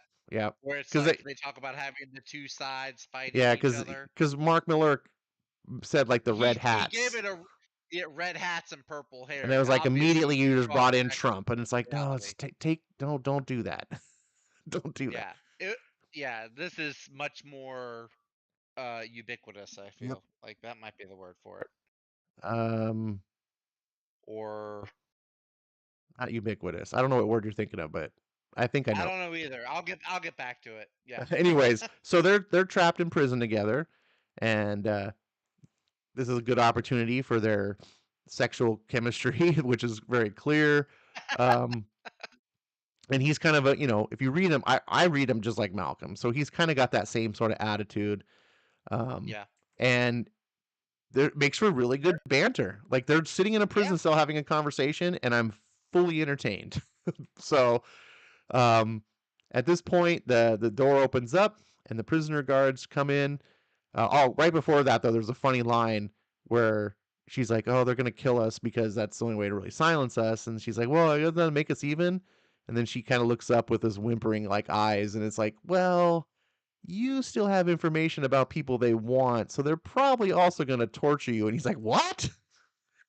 And then the door opens up and they're like, "Grab him." And he's like, "No, no, no, no, hold him." And so he's taken away. And this is kind of like that dark humor. Like it shouldn't be funny, but it plays funny. But then we get a mysterious world building part that really captured my imagination, where the cell opens up again and all of a sudden these weird looking women walk in. Nuns? Warrior nuns. That's a good. Apparently they're zealots. She calls them witches, and apparently she used to be a part of this order, and she doesn't want anything to do with them. And we're made to look like, oh, they're all ominous and evil and stuff like that, but looks can be deceiving perhaps. And so the witch queen or whatever, she's like, Zerda sees all, Zerda knows all. Once you have bathed in the light of Zerda, it cannot be undone. You will always be a keeper of the light, and that is Zerda's will. And then, she gets challenged. It's not Zerda's will that you follow, but your own. And so just back and forth. And this kind of came across to me if I draw analogies of kind of like religious, how people like walk away from religions and then they have an animosity towards their religion. And it's easy to just kind of assume that, oh, well, the religion was bad. That's why. And so I kind of approach the story with prejudice because they look kind of dark and menacing. But my mind is open that they're maybe not, because they seem to be trying to help her and they're going to leave her with some artifact to help her and let her go. And so I found this very interesting. I don't know if they're good, but I love the fact that I don't know if they're good. And it's Kirkman keeping me on my toes. Then we cut over to another planet. I'm not sure if this is The Gamorrean Guard and Mars Attacks are back.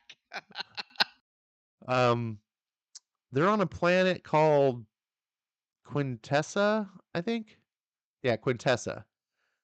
And they mentioned the Sharkticons, which is not are those Transformers? Sounds like Transformers. I don't think they're my era though. Yeah, I think they are. Let me hang on. I'll look it up here. But we got the Gamorrean. I always forget his name, Skuctrix or something like that.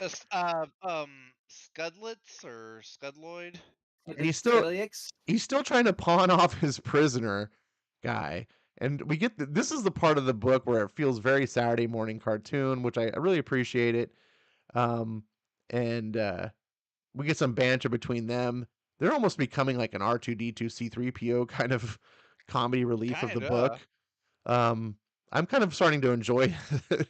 And this is like the tribunal, as Rhaegar says, although it's not really a tribunal. I think it's a quadbunal because it's 4. Yeah, it's 4 heads. Yeah. But yeah, they mentioned Sharkticons, which I'm like, oh, okay. Yeah, And then Sharkticons are servant. They're like minions of the Quintessence. So I don't know much about this stuff, but I think we're gonna learn. We're gonna learn as Kirkman does it. What was the in Voltron? Wasn't that also Quintessence? No, you're thinking they had Quintessence. Okay, that's which was like the magic, yeah. It's a crossover. They're gonna show up. Oh my goodness! Please no Voltron. Voltron versus Transformers. So I like how they don't waste too much time. It's only 3 pages, but it's like kind of Kirkman reminding us, hey, there's a bigger world out there. I haven't forgotten. But he doesn't beleaguer the point. He goes right back to the story.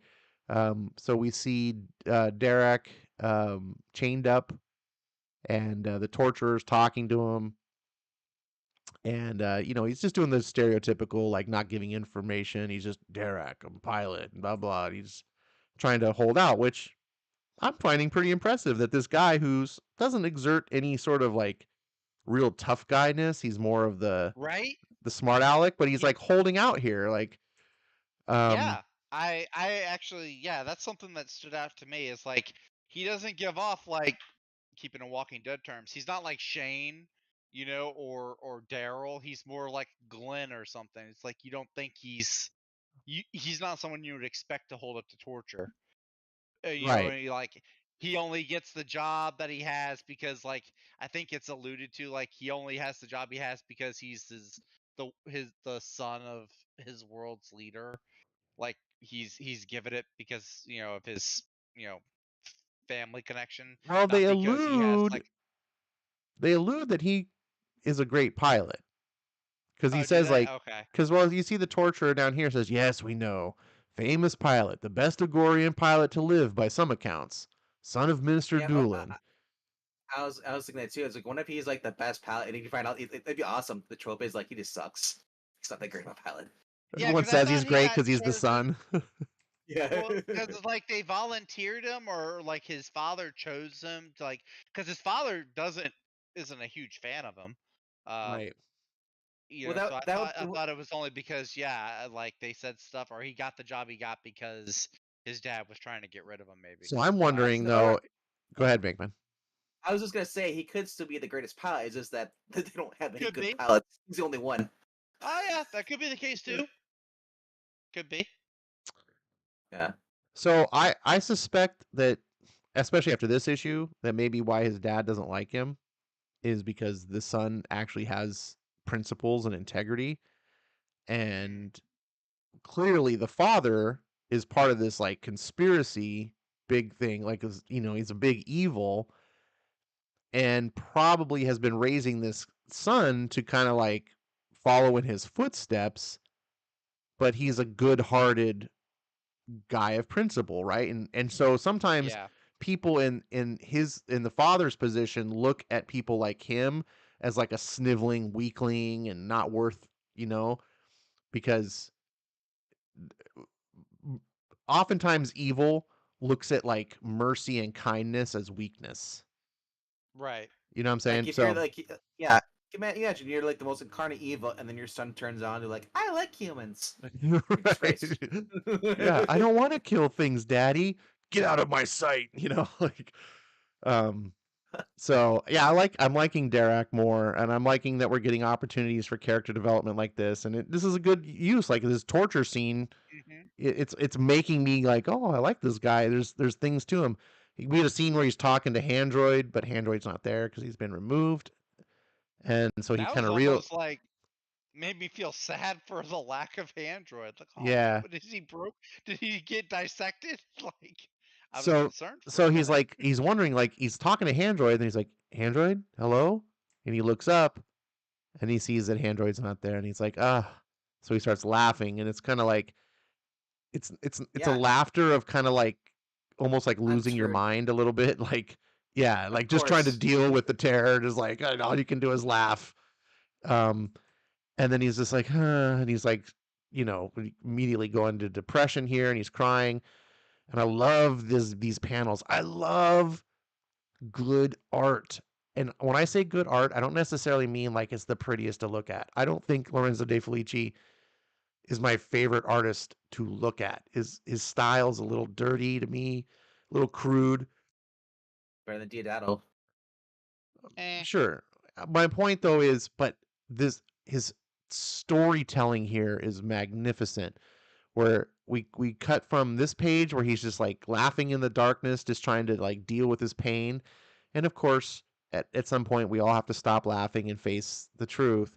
And he looks down and you see a tear in his eye, and then off to the left you see some eyes in the darkness, and then that tear grows bigger, and the thing's getting closer, and it's just he's succumbing to his sadness and his pitiful position. Like what do you do?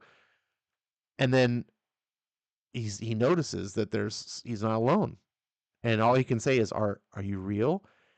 And there's almost no dialogue, no narration, but ton of storytelling is happening here. And I just love when artists are able to convey that. Like I don't feel like I was lost in any section. Like I got exactly what was happening here. And this little kid shows up, and he's like, yes sir, I'm very real, sir.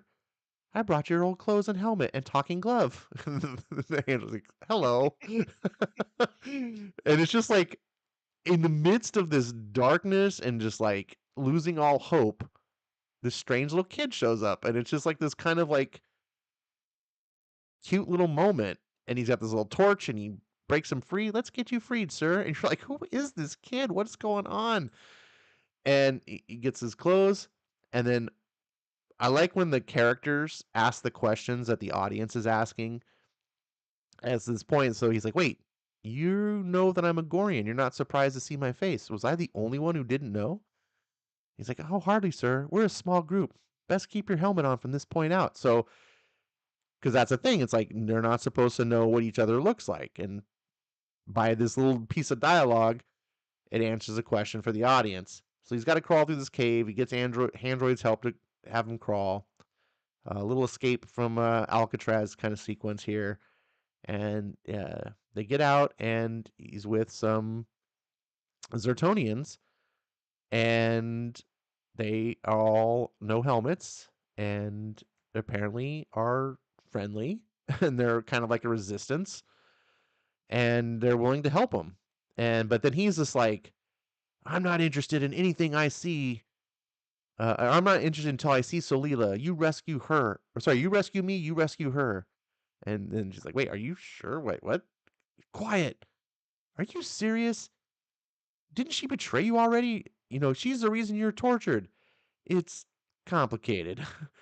Whatever it is you want, no Salila, no deal. And there's something about like how this is written. Like it's not written like he's in love with her or anything like that, but there's a bond. That the only person that he trusts is the person that betrayed him, because deep down inside he knows that she didn't completely betray him, but rather was doing what she thought she had to do and thought was going to help, because when it came push to shove, she ended up being put in jail because she was trying to save his life. And there's just some subtle cues here that make the relationship strong without having to rely on the forced like romance that I think would ruin this. Anyways, that's my take.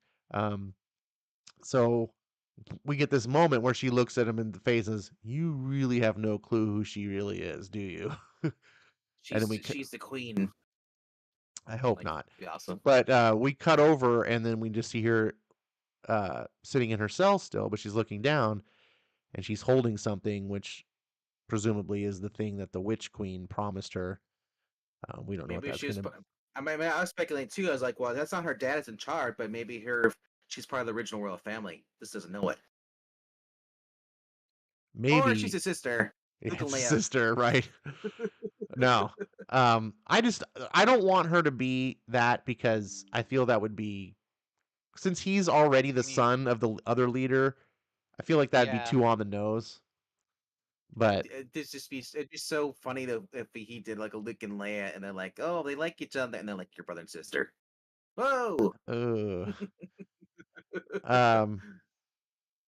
So that's it. That we just see her looking down at that artifact that she was promised, and we cut to the letters page. Which, by the way, I have to hand it to Kirkman. 1, 2, 3, 4 pages of letters. I'm an old school guy. I like letters pages. Maybe she's meant to be the leader of the rebellions, but she didn't want to be. That's what I'm thinking. She's apparently someone, right? You don't say like, Yeah. You don't know who she really is, do you? No. Like, you don't say that if she's just nobody. Maybe they're alluding to, because she used to be a member of this warrior nun sisterhood, right? So maybe it's like some League of Assassins that she was a part of, and they're like, that's what they're trying to warn him of. Like, dude, she's like the best. She's like the Talia al Ghul of this alien race. She's the Gamora. She's the Gamora. Well, I think Zach, I'm leaning towards what you're saying, Zach, because when they walk in, she's like, "Mistress Vila, how?" And then we get, "Our order goes where it pleases. You know this, or rather, you did once. It pains me to see you fallen so low, my child." So, going with what Zach is saying, I'm wondering, did she used to be like the leader of this order, and she like walked away? Right? Yeah, me like walked away to just like serve in the military, like some type of like. Or well, it's not that since you lost her faith. Maybe, and she says, well, maybe they are crazy people. Or yeah, maybe they wanted to like kill a bunch of innocent people, and she said, no, that's not right, and she walked away. Maybe, I don't know. It's like a religious sect comes to, you see those movies, and they want to like join us. We're the way, and like they're worse than the people who are occupying the land. Well, it's like Batman Begins, right? The League of Assassins wants to kill all Gotham. Yes, yes. And Bruce walks away and becomes Batman. And she's the daughter of Ra's al Ghul in this story. But I like it. It leaves you kind of hanging. Yeah. But this is what Kirkman does best. He writes character dramas and has like the interpersonal relationships. You don't even have to have a lot of action. He just having them interact with each other. I know we kind of talk about other comics doing that, and we roll our eyes, and like we were talking about earlier, like oh, Justice League standing around drinking coffee. But the difference is this Justice League standing around just drinking coffee, and nothing's really happening, and it's just nonsense by writers that don't know how to write. There's a lot happening here where characters standing around talking. Kirkman is building worlds. He's building, whole character personalities that you're learning through this. None of this is unimportant stuff. And Well, you still also have. I mean, there is a lot going on. Yeah, you could say, okay, well, Salila is just sitting in a jail cell, right. but then like you go to another world, you have the escape from the cell. Like Derek is moving, he's going through these tunnels. There's movement happening, and it's not just this whole, typical Marvel 9 square panels where a character doesn't move and there's just word bubbles that change. Like there's movement, there's progression of the plot, there's questions, and like you said, world building. I think as far as world building goes, this is a really great chapter. Yeah. I like how, especially with the pig and the alien, because before it's like, okay, they showed up on Cybertron, he tries to sell the dude off to Shockwave, and Shockwave's like, nah, no thing. And it just kind of, it's like this little side story. It doesn't have anything to do with the main plot. It kind of just feels like a comedy bit, maybe. But in this issue, like they go to the Quintessence world, and it seems like it's going to be the same thing, except then they're like, yeah, we're going to kill Skuxoid because now you've been to our world. We're just going to kill you.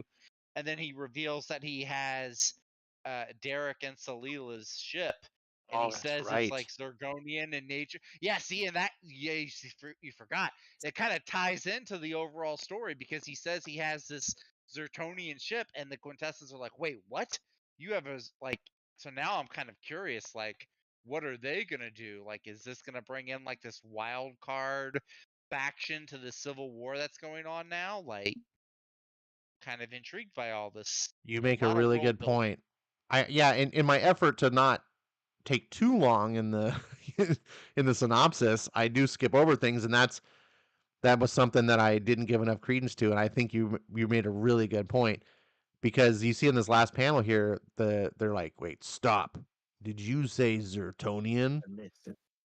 And my thinking is, what if they're involved in this conspiracy thing too? Mm. Like maybe there's a whole big reason why these two races have been split and stuff, and I don't know. Like the fact that they know who they are and like is apparently important because there's like Zertoni, like yeah, it puts a lot of questions. I think good plot writing is Mm-hmm. asking questions and getting the audience to want to know what the answer is. Um, yeah, Kirkman is excelling. This is a very solid book. I'm very glad that this is on. Like I said, every issue feels better than the next, which is a great trajectory to be on. I love that this is it feels like a space adventure. Like I really feel there's a element of what I love about Star Wars in this book. I love that it's this non-human, just somewhere far off in another galaxy or whatever, alien races, characters having this adventure, dealing with bad Cats and dogs guys, and living together.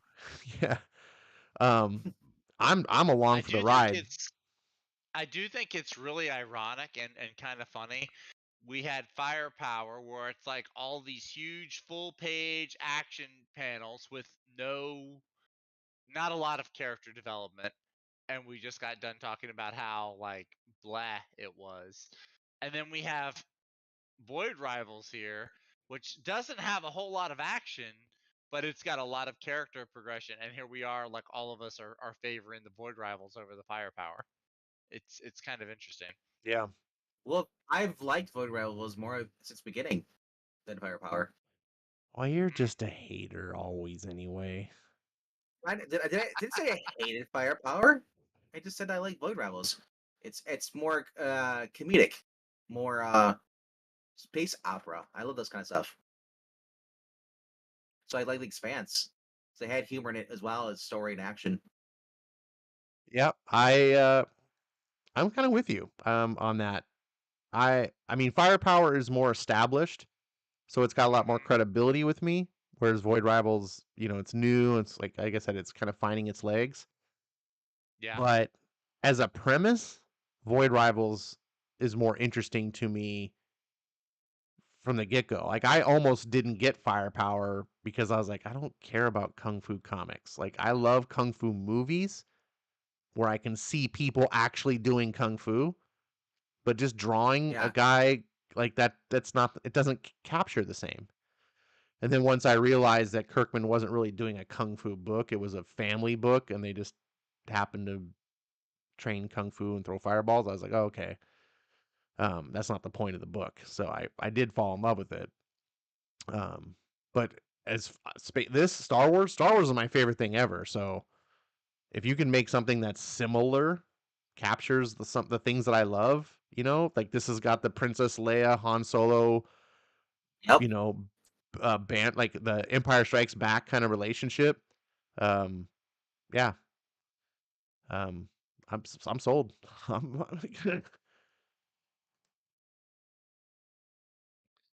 Any other things talk about on this? Any more thoughts? Don't mess it up, Kirkman. Don't mess it up, Watching right? you. Well, no, Watching you. I think this one won't have a rush ending because he pretty kind of much gonna shove Firepower to the corner so he can focus on this world building thing. Well, It's a huge thing to tackle. he's So also kind of, I mean, he kind of rushed Oblivion Song to an ending. We'll see. I hope. I mean, I don't think he's intentionally rushes any book to an ending. I think sales are going to dictate. Yeah. So hopefully, the whole Energon universe, the fact that this book is part of a shared universe, hopefully that will bring Yeah. more eyeballs to it. I mean, Rhaegar says in the comments, Yeah. he's like, if Voltron shows up, I'll buy this entire series. I told you, right, Joe? Quintessence. I was like, dude, it's like yes. So, Lothar and all so that. clearly, I though, want there's that. a point to that because while Rhaegar has bad taste, clearly, but he would buy this book if it had shared properties that he likes. He doesn't buy it now based on its own merits. I don't know why, because it is good. He should buy it, Rhaegar. But he says, "Uh-oh, Star Wars is Ash's favorite thing ever. Who's gonna tell him?" When I say Star Wars, I mean the original when it was just called Star Wars. He Not means before the dark times. yeah, before the Dark Times. Before the Empire. Yeah. Yeah, Star Wars is the very first movie I ever saw, 1977, and it's been my favorite thing. There's nothing that's eclipsed it, although Disney has taken a massive chunk out of it, and diminished. It doesn't have the bright glory that it used to have. It used to be this untouchable monolith that I was like, nothing will ever come close to Star Wars, and now I'm like, oh, it's been desecrated. Oh You'll well. be fine. Oh I well. mean, at this point, what's ruined more, Star Trek or Star Wars? Star Trek was never Yeah. like so great to begin with that it, you know, like so Yeah. it could suffer. Like you could do a bad Star Trek movie and just be like, oh, whatever. But I think the closest comparison would be like the MCU. The first Yeah. two phases of the MCU, you're just like, oh my goodness, like we've never had superhero movies like this. And then everything after Endgame, we're just like, I don't even care about MCU anymore. Like we're just like, it's people just you lose your interest because once you've seen it like bad, even the good stuff doesn't look as good anymore.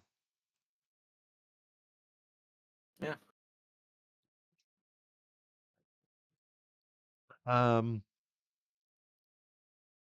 I did not fall in love with The Last Jedi, Tehillim. Oh, jeez. All right. Well, this is a good book. I would give this 4 stars. That's fair. I would highly recommend. If you guys like if you like things like Farscape, you like Star Wars, you like Firefly, if you just like space opera adventure, this book will be right up your alley, I think. If you like two people being forced to work together, just personalities clashing. It's kind of like a buddy cop thing, in a sense, for me. Kinda. Yeah, there's a bit of There's a bit of buddy Rush cop. Hour. Yep. This Can't stand feels each a other. lot. Speaking of buddy cop, and why Malcolm, that TV show Castle. Yeah. The relationship between yeah, these two Castle. characters is like Castle, Yep. right? Yep. Castle, and Yeah. the girl was the detective. She was the badass. He was just the author who was tagging along Yeah, to like get inspiration exactly. for his books, but he was no cop, you know. And here it's like similar dynamic where he's not the fighter, he's the lover, you know. Yeah, and they didn't get along. She hated him for, well, not hated him, but she was annoyed by him for many Right. seasons until they decided to put them together, and then everything fell apart. And that's why I hope that doesn't happen here. You bring up Castle, and you bastard. Now I want to watch Ricky. I gotta wait though. Rhaegar says Star Trek does have the great merits, and it was ruined by the time J.J. Abrams laid his hands on it. Oh yeah, I actually really like the J.J. Abrams movies. I agree with Zach. I think he improved on yeah. on it. yeah. He The definitely first improved. J.J. Abrams Star Trek movie is Chris one of my Pine? favorite Star Trek movies of all time. Yeah. Like, I love it. nothing will I beat even- Wrath of Khan for me, but if we take every Star Trek movie ever made, the J.J. Abrams is in the top 3. The first one. I even like the second one and the third one that wasn't J.J. Abrams, but it was like James Wan, I think. I've enjoyed all 3. I enjoyed all 3, but it's Yeah. the first one that kind of built that love. I agree. The first one is top tier. It is, And it's top and it's class for flawed. sure. I get it. Like, there are things about it that annoy me. I'm like, what I hate most about it is that JJ insists that it's in the Star Trek universe. It's And I'm like, not. no, just say it's your own reboot. Like, you just not Yeah. tied in. If you connect it, that's where I hate it, because you break things that aren't part of Star Trek. But if I can just say this is a completely different reimagining of it, it makes it better for me. But it is a solid movie. And I'm glad that Rhaegar said it was ruined before J.J. Abrams got a hand of it, because I hate when people say J.J. ruined it. I'm like, dude, did you ever watch Enterprise? That show sucked. I can't understand why there are so many Enterprise fans. I don't get it. Like, I've seen 2 episodes of it. I know that's not the entire show, but yeah, I don't see how. I've seen the original. The original's all right. I think it could do with some more action in it. For a The show original about Star Trek space. show, the 60s? Yeah, William Shatner, Leonard Nimoy. Dude, it's fantastic for a show in the 60s. For a show in the 60s, it's dynamite. For a show Yeah. in the 60s. But yeah, some of the other ones since then, it's just like, Original series, next gen. Like, those are the best things. They had flaws as TV shows. I never held them at the greatness of Star Wars in its prime, but the Yeah. problem was they did spin-offs and the movies weren't very good. You know, like they did Wrath of Khan is amazing, but Search for Spock was a step down. You know, by the time they got like 4 and 5, like what was the 5th one? Final Frontier. It's just Maybe, yeah. nonsense. Like they just, yeah. Star Trek was just always like, you went in with low expectations every time. So, all right, man. Well, I think we're calling this a wrap. It is, well, it's still pretty early. We're normally out. Normally it's an hour later. So I don't know how we went so quick. It's because we didn't talk about food for 30 minutes. Oh, I feel like we talked about it a little while. A little bit, yeah. I mean, we could talk more. I don't know what else you want to talk Zach's about. like, I want to talk about food now. We could talk about the price of tea in Asia. I don't know. I also pulled a Dominic and just let you guys talk the whole entire time. Oh, that's what it was. RDV wasn't talking.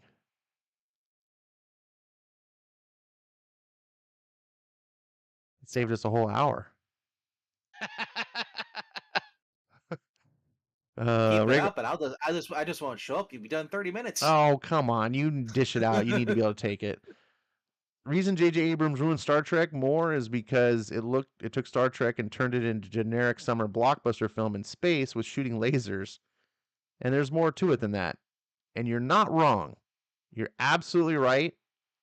However, It turned into an I would epic movie if you're with gonna give lasers. me epic summer blockbuster with shooting lasers, and it's got heart and emotion, and it's really entertaining to watch, versus more accurate to Star Trek but boring and not well written and don't ever care to see it again, I'm gonna take the latter. Like, you know, um, so I don't say that he ruined Star Trek, because I think Star Trek was kind of in a really bad place when he came on board, and he improved where it was. So Yeah, I feel like he kind of like breathed life into it, yeah, because at that point no one really cared about Star Trek anymore. yep. So Star Trek is The known for last heavy drama and a bit more than action. I appreciated wanting to make the action dynamic, but I think it dumbed down too much to be popular. I think the first one was heavy on drama. That's why I love it so much. But I see what you're saying. Just the Star Trek. Like, tell me, do you really think Deep Space Nine was like heavy drama, or Oh, Nemesis was boring. I or watched that one. Star Trek Part. Enterprise? I mean, that was a joke. Like, literally, it was painful to watch. And the movies, yeah. I mean, Wrath of Khan, completely dramatic. One of my favorite movies of all time. Search for Spock kind of took a downward turn. Star Trek 4 wasn't even a Star Trek movie. It was like a global warming, save the whales tree hugger movie that they wrapped a Star Wars skin on.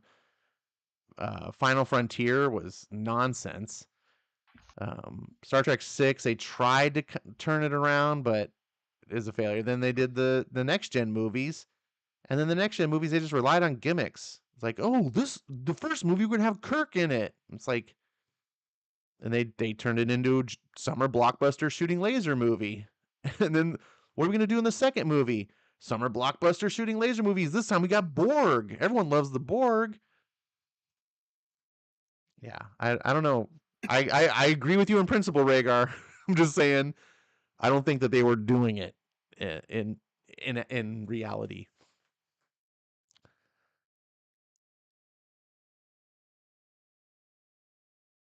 I don't know. Like I said, I just couldn't get into. I tried watching Star Trek when I was younger. I just couldn't get into it. It's not for everyone. I need less seriousness. I like having more comedy. Now, when I say comedy, I don't mean like MCU cringe. That's not comedy. That's just cringe. So that's why I said I was J.J. Abrams, Chris Pine as as Kirk, and modernizing it a little bit. I thought I did pretty well. Do I like J.J. Abrams overall as an actual no director? No, but I can appreciate what he did with the first one. Now the second one, yeah, it was okay. But I think he did a better every job time, with Star Trek than he did with Star Wars. Yeah. Oh yeah, definitely. yeah, like I like having Anton Yelchin in there as Chekhov. Yeah, rest in peace. Yeah, dude. Yeah, rest in peace for real. Phenomenal actor. Thomas, if you've never watched that movie, go watch it now. Simon Pegg as Scotty was also really good. Simon Pegg just works pretty good. Look, he does in the same kind of role in the Tom Cruise movies, Mission Impossible. He does basically. It is the same role. Under pressure. Well, I don't think he's done. The technology guy, the IT guy under pressure. Yeah. Yeah, so I like that. There's really good casting in Star Trek overall. Like It really was. What was the other guy's name? Zachary Quinto. No, no, the guy, John Cho, isn't his name is? Oh yeah, for Sulu. Yeah. Sulu. I thought that was really cool. Yeah. They were all really good. Yeah, it was all really good casting. Yeah. Even the third one with Idris Elba. I really liked the villain in the third one. Oh, I forgot about that. Yeah. Carl Urban was Bones. Which is Yes. kind of weird because all I knew Carl Urban from before Star Trek was he was in Lord of the Rings. He had like a side role in that. And I was like, oh, that's the guy for Bones? Because I knew Bones from the original series. Well, I did worse than you. I only knew Hercules playing Cupid, where a guy running around in a diaper and blonde hair. Yeah, so when I saw him in this one, I was like, oh, well, that's a weird choice, but okay. And then I saw the movie and I was like, oh, dang. Actually, Carl Urban he- was some pretty inspired casting on that. he, he's got some acting chops because then he Uh, went on to play like Judge Dredd. Speaking of which, can we get another Dread movie, please? Thank you, Yes, please. Carl Urban. Yes, Then Speaking he of please. got Dread, into, and then he got into The Boys. Yeah, he So, usually The he Boys, usually he's made a name for himself playing like tough guy characters.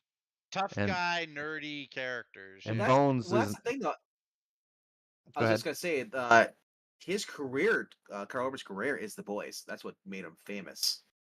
No, Lord of the Rings is what made him famous. Lord of the Rings got him. Yeah. Lord of the Rings made him famous. When Yeah. I don't think of him, I think of the other guy who played Aragorn. If, Orlando Bloom. who is Those guys.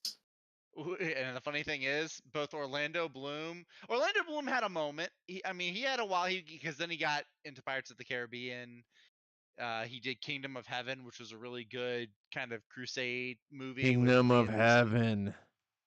So he had some success after Lord of the Rings. Lord of the Rings was like his launching pad.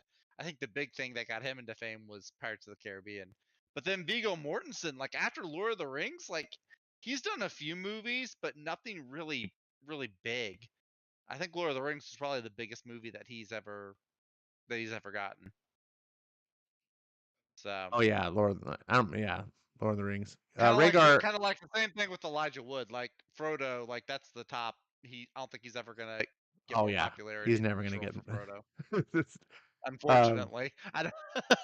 he won't. Rhaegar says the Khan storyline attempt at the remake Khan did not hold a candle to the Wrath of Khan. I 100% agree. Wrath of Khan is the best Star Trek movie in my opinion. It's phenomenal. I'm really annoyed that they even tried to remake it. There were some moments in that movie that were cringe to me. I hate that they flipped the Spock and the Kirk role. But overall, if I ignore that and if I just imagine that this is a totally reimagining and it's not tied to the Star Trek universe, it still was entertaining. But I looked at the J.J. Abrams Star Trek movies the kind of the way I look at Bond films, right? Like every time they like have a new Bond, I don't A new expect day. it. I don't expect like it to be the same. It's when Daniel Craig took over, I was like, okay, it's not going to be like the Pierce Brosnan Bonds. They're just radically different. And just just take them for what they are. Kingdom of Heaven was dope, says Rhaegar. 100% agree. If you have not seen the director's cut of Kingdom of Heaven, you have not it's even so seen good. Kingdom of Heaven. You must see. How old is it again? Because That sounds was like right. It was around the time Pirates of the Caribbean came out. I think I saw it a long time ago, like 14 years ago.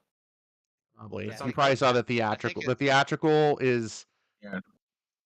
The theatrical's okay. I saw it in theaters and I was like, all right, like it Is was that okay, but it was nothing to write home who- about. And then I saw the extended all- cut, Yeah. and it's Was it it's a who- masterpiece. is it the guy from The Hobbit that was in there? The Hobbit. Lord of the I Rings, mean, Orlando Bloom. Orlando Bloom was Or in The the- Hobbit. No. In The Hobbit, the other guy, the guy who's actually a gay in real life. What his Ian name is? McKellen. Not Ian McKellen. This is the guy from The Hobbit. Wasn't Orlando Bloom? I'm not talking about Lord of the Rings. I'm talking about the spin-off, The Hobbit. The Yeah. guy with the spears and his son. That's not Orlando Bloom. That's somebody else. Oh, Luke Evans. Luke Evans. Yeah. Was Luke Evans in it, or was it Orlando don't- Bloom? No, that was Orlando Bloom. It wasn't Luke Evans. I always thought it was Luke Evans. No, Luke Evans was in Fast and Furious 6, maybe 7, maybe both. He was in a few of them. I like Luke Evans. He should do more stuff. Yeah, he was Gaston in the Beauty and the Beast remake. And it is Orlando Bloom, Liam Neeson. Okay. Yeah. And Eva Green. And Edward Norton. Who's the better Hulk? Jeremy Irons. Yep. I knew Jeremy. I didn't realize. I forgot that Edward Norton was in there. Yeah, he's the king. Oh yeah, I guess he's not in it that much then, I guess. Yeah, So this well, is he's got a 2000 mask wow. on the whole time. You don't. So this is 2005. Wow. Yeah. Yeah. It's a blast of the past. Rhaegar so says young you have back to then. narrow it down. A lot of Hollywood actors are gay in real life. Yeah, he ain't lying. Yeah, Eva Green is hot. She was definitely hot in that movie too. Eh. Oh my goodness, we can't listen to the Michelle Pfeiffer denier. She's got a creepy look on her face, like especially in Kingdom of Heaven. Like her face has like I don't know. There's something weird about her face. I It's don't the know. guy talking about her face, and he has his own face issues. She's Bond's true love. Then she died. She's well, she was in your Frank Miller movie, was she? Sin City. Was she? I think she was. I think Yeah, she was. In Sin I City. think she was in the The sequel. sequel, yeah, or something. Yeah, it might have been the. I didn't see the just sequel. like she was in the sequel for 300. Oh, was she in All the sequel right, for 300? She's looking at every Frank Miller sequel there is. we don't talk about the sequel to 300. She's got a deal with Frank Miller, like Helen Bonham Carter has a Oh deal my, with Tim oh Burton. my gosh! So I was on Instagram. I said, "Is this guy driving with his family and stuff?" And then quickly slams on the brakes. And what he's doing? He walks out and he just starts walking through puts his hand on the field, kind of like in Gladiator. I think it was, or no, was it 300? Where he basically found where it's filmed with the tall wheatgrass and stuff. And I was just like, I thought it was real. Gladiator. Might have been Gladiator, where he's walking he's walking through the field and he has his hand. Yeah, that's Across Gladiator. They're Yeah. making a sequel to Gladiator. Yeah, that's weird to me. Yeah. Gladiator 2. That's so Death not to you necessary. too. Yeah. Like if you've seen Gladiator, the ending doesn't really leave room for a sequel. Well, I But- think it's gonna be. I don't think it's gonna be a sequel like where it's a continuation of that story. I think it's gonna be a sequel in spirit because the casting of it is all different. And obviously, like you said, the ending, like Russell Crowe, can't be in it. But I Right. saw like the cat, like I think Denzel Washington is the star or one of the Oh stars. wow. So I'm just like, I what? mean, That's if weird. it's a different story, but it's in the same setting, like the same world, like that would be. I would watch that. Well, there's a lot of So- like Roman, like there's a lot of like historical things of Roman times you can pull. I know Maximus was Yeah, a right. fictitious character, but like they kind of use like Marcus Aurelius was a real Roman emperor, and they kind of like pulled some real things, so they could maybe jump to a different period of a different character who was also a gladiator. I think that might be a good way of doing it, where you just tell like the sequel is just the same theme, but with a whole new imagining of a story. If that makes sense. Yeah. Rhaegar says the 300 sequel is one of the dumbest sequels he's ever seen in his life. I think that's telling your age, because growing up in the 80s, we're used to every sequel being retarded. Like it used to be an anomaly if a sequel was good. Like that was one of the things. Like Empire Strikes Back, you'd say like, when was the sequel ever better than the original? And it was like there was a time where you could say Empire Strikes Back and The Godfather. Like that was only two movies you could ever say for the longest time. And then Aliens, James Cameron came out, and even then it's arguable because Alien is a masterpiece. So if for the people that say Aliens isn't better, I just nod my head and say, okay, well you got a good argument because they're both like 5-star movies. Right. But nowadays, it's so much more common to have sequels improve. And so people get like, that was lame, but that used to be the case. Like always, it was like, oh, you're making a sequel, it's gonna suck. Yeah. I mean, it's kind of hard to top when you have a really good big blockbuster hit, and then you get the sequence, and then you just change the formula. Yeah. And then you wonder why it doesn't work. I mean, to be fair, Aliens did that. It changed the formula. Whereas Alien was like this suspense movie, Aliens is more of an action movie. I mean, so it can be done and be successful, but I think Aliens is probably more the exception to the rule than the general rule I itself. think if you bring in talent and they have a vision and something to say, yeah, you can Yeah. totally do that. But a lot of times with Hollywood, it was like, oh, that movie was a success. Hire people to just poop out a sequel. That was like their, it was like not, it was almost like the way like Marvel and DC approach comics today. Oh yeah, we Yeah. have a character that people love. Just go put the usual suspects on it. I'm sure we'll sell it. Like, who cares if they know anything? Like, that's how Hollywood Right. seemed to used to make movies. Just take a valuable franchise and put a bunch of idiots on it and expect it to make something good. Rhaegar says, "I did say one of." I know. I'm just notating that. Like for me, 300 was not. I mean, 300 was so good. The sequel obviously was a step down, but it's still watchable. Like it's still. It's not like Superman 4. It's not like Batman and Robin. Or even Superman 3. No, I haven't seen Superman 3 in a long time, so I'm a bit biased. But back in the days, in the 80s, when there was no such thing as VCRs, DVDs, and stuff, and I'd spend the summer at my grandparents' house and they had HBO, and being able to watch movies at home was kind of a new phenomenon. I would watch, like, all summer, I'd watch Superman 3 over and over and over. And as a kid, I found enjoyment in that film. So I'm just admitting my bias is all. But Superman 4 was trash. I've been looking at some of the older comic books, and there's advertising for like Superman 2 coming to theaters soon. It's like, wow. Oh, and speaking of I think- trash, sorry, keep Yeah. going. Oh, well, what? No, What sorry, did Rhaegar say that you don't do? No, I was just, I had a spark. I was like, speaking of Superman, or speaking of bad sequel, Alien 3. Oh, We want to talk about one of I the think I- worst sequels from one of the greatest movies of all time to hideous freaking sequel, Alien 3. Oh, Highlander see, 2. I was under the pressure. You guys like Superman 2 is trash. I'm like, what the? Oh no, Superman 2 is great. It's like, yeah.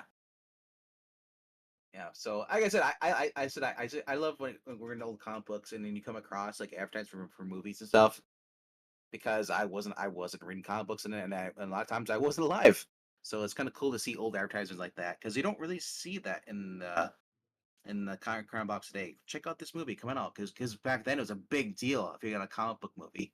Now it's just like a day of the week. So Rhaegar says, "Has anyone seen RoboCop 3 where he gets a jetpack?" I have. RoboCop 3 is my favorite movie. No, it's not. No, it's not. Don't tell me what I can I like. It's his favorite movie called RoboCop 3. There you go. I have a soft spot for RoboCop 3. I realize there's a lot of problems with that movie. It was made on a budget. The studio did not give that movie the support that it should have had, and so it really suffered. But I think there was a lot of good ideas in RoboCop 3. And the idea of like introducing a Japanese kind of version of CCP to come in and they were trying to like buy up properties and they had their own robots, especially when you take it from the lens of like the 80s with like the Japanese invasion, like Toyota and Nissan were like taking over the car industry, and there was like a real fear back then, like, oh, Japanese technology. Little did we know it was going to be the Koreans and ultimately, but yeah, so back then, like the idea that like RoboCop villains were going to be like the Japanese and they were like ninja robots, dude, I was sold. Taking their jobs. Come on, robot ninjas versus RoboCop, and then of course, it can only be written by Frank Miller. So there you had. Rhaegar says, "I have my issues with Prometheus, but I still enjoy it." Me too. Prometheus has good things about it. Squid Baby. Yeah, the worst thing that Prometheus has is that they hired the guy that like wrote Lost to write the movie. And if you know anything about the not J.J. Abrams, people think J.J. Abrams was the I know J.J. Abrams was the showrunner, but he partnered with another guy whose name I forget.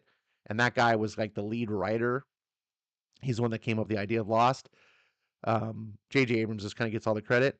That writer wrote Prometheus, and I read an interview, and in the interview with him, he talked about how his writing philosophy is to basically introduce ideas that don't have any explanation and there's no answer to. And I was like, oh, that completely explains Lost. Oh, and then it completely explains Prometheus because there's no answer in Prometheus. He just introduces, who are these people? We call them the engineers. Oh, cool. This is going to answer some questions from the first Alien movie where they find the crashed ship and they nope, doesn't answer anything. They just do stuff. Makes no sense. What's this black goo? Have no idea. I'm gonna read an interview. Maybe the guy who wrote the movie will explain it. And he goes, nope, I don't have any idea either. I just made up nonsense. I was like, jeez.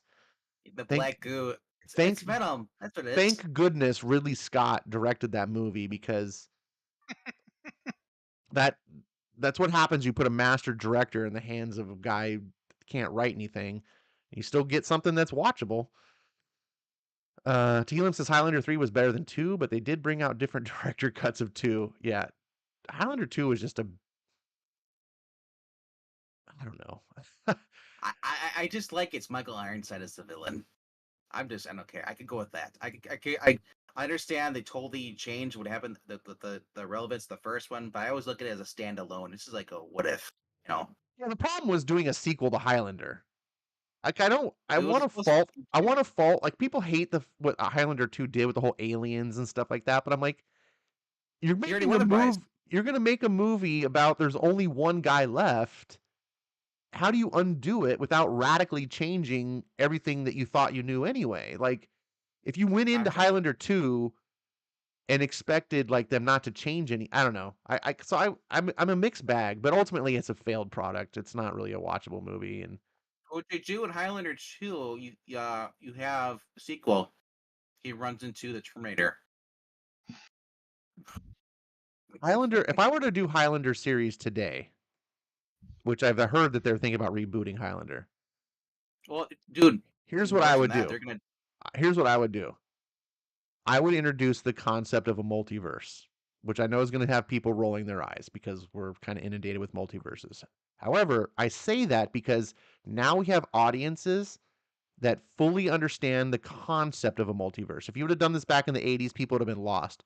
And the reason why I would do multiverse is that would let you do sequels where every Highlander movie is essentially that multiverse. This is what happens in this multiverse, and there can be only one. But what happens in a different multiverse where things happen differently, things play out differently, and so each movie you could do basically the same type of story where there can be only one by the end of the movie. But how does it play out? I don't know, because it's a different, things played out differently in this version. It's not always the same time. And that's how I would do it, because otherwise Highlander can only be a one movie deal. Like, this is kind of a silly thing. Yep. And the other problem is you can't have Queen do the soundtrack. So why reboot it? You can. It's called AI. AI can't write Queen songs. But they can have. Well, actually, no. AI. I've seen people doing mashups of having like other artists sing other artists' songs that they've never done before using AI. If they can auto-tune people. Well, yeah, but it's still, you can make stuff sound like Queen, but AI can't actually create authentic Queen music. Does that, you know what I'm saying? They're cloning him. Okay. They're cloning him. Tehillim says that they reboot Highlander, let the new protagonist not be Connor McLeod. But there's a problem, Tehillim. That only works if there's a multiverse. Otherwise, the protagonist, Connor McLeod, has to die because Duncan McLeod is the one. So the whole idea of Connor, like, this is why I didn't like the TV show, because I was like, why am I watching this? He's not the one. I'm just essentially watching this TV show until he eventually dies. Like, this doesn't make any sense. So the only reason Connor McLeod could possibly be well, I mean, he could be the protagonist if you're okay with him dying, but the only way he could be the protagonist and somehow become the one is if it's a multiverse story. Um, who would sound like Queen from hell if AI made it? Yes, this is Rhaegar. Yeah, I can't. You just, I just can't imagine Queen is so intricate. What's the word? Integrated. Integrated. Thank you. I'm like pronouncing syllables wrong. It's so integrated in Highlander to me. Like not hearing their music would throw me off. It's kind of like the Disney Star Wars shows. Not hearing the John Williams score makes it not feel like Star Wars. Right? I'm watching Ahsoka, and the sound, like the score that they have for Ahsoka, feels like I'm it sorry. belongs in Game of Thrones. I'm like, what do they do? What are you Yeah. doing, Disney? Like, it Like, just doesn't. Say what you will about Solo, but at least they managed to put in parts of John Williams' soundtrack. Yeah. Like, you don't see that with. I mean, Andor was a good show, but they didn't really do anything with the John Williams. Of course, it's not really any of the original characters, so that kind of tracks. But I mean, you gotta come on. I mean, not even the opening. They don't do like that classic Star Wars, which I don't really expect for the shows. But I don't know. It'd be nice to hear. I don't know. Yeah, I think Disney has underestimated the importance of the music in Star Wars. And every time Ahsoka starts, I watch the opening credits and I'm like, immediately I'm like, I don't feel Star Wars. And so my attitude is already like in a bad place for the show. Right? Like, I remember when in the 90s when they started releasing like Star Wars video games and things like that. Like, most of them sucked. I'll be honest, I didn't like them, Did they have power battles? but I was excited when you like put the game in and fire it up, and immediately it's like, dun, dun, dun, dun, dun, dun, dun, you know, like, and the thing came on. Immediately my nostalgia is kicking in. I'm like, oh, so, you know, I'm like feeling it. When Ahsoka fires up, and it's like this really kind of morose, like, you know, like I said, Game of Thrones sounding kind of, and I love Game of Thrones. Like, don't get me wrong, Yeah. I'm like, this does not feel like Star Wars. And then, of course, you get into the show, and it has its own problems. Yeah. Well, Um, I mean, at least the Clone Wars cartoon, while it didn't copy the soundtrack beat for beat, at least it had like notes and homages to it. Like, mhm. it would open up with like, it wouldn't do like the title crawl, but it would start out with like, there'd be the logo, and it would, you would get something that kind of alluded to that. Yeah. It kind of, so. But anyway, now I'm getting sad, and I want to watch Clone Wars or something from when George Lucas was running the show. Clone Wars never did it for me either. No, Clone Wars I've was. never finished Clone Wars. It started off kind of slowly, but they had some really good story arcs. Like I do want to story arcs. finish it. I think part of the problem of not finishing it is also just seeing what Disney's done to Star Wars. It's like sapped my enthusiasm. Well, For Clone Wars was before Disney. Well, I know. no, I take it back. Disney did have. There was the last season that they made. No, but my after point was my standards for Star Wars is like as high as they can go. So when I saw Clone Wars, I of course was enthusiastic. I'm like, I want to consume Star Wars, but I also have a problem consuming things that don't match my standards, if you will. And Star Wars, I just put to a really high level. And I got through like 3 seasons of it, and I'm like, this is not really doing it for me. I wanted to push through because I've heard like it just gets better, especially towards the end, and I do want to see some of these story beats that matter. And then when Disney came along, remember, I'm already behind. I wasn't watching it while it was coming out. And I'm like, I should push through this. But now my enthusiasm because of the Disney's of it sapped me so that I'm like, I'm just not even interested anymore. You just don't want to pursue it. The only reason I'm even watching Ahsoka is because I watch it with my buddy and his kids. And so, You know what? Screw those kids. Make them watch Miami Vice. They'll learn. Yeah, I watched Pam it Grier, about their man. age, actually. I think I Yeah. was like, I might even been younger than them when I was watching Miami Vice. Such a great show. It was a really good show. But yeah, so Jack will watch one episode and say it sucks. Rhaegar hates Miami Vice. Not enough Voltron.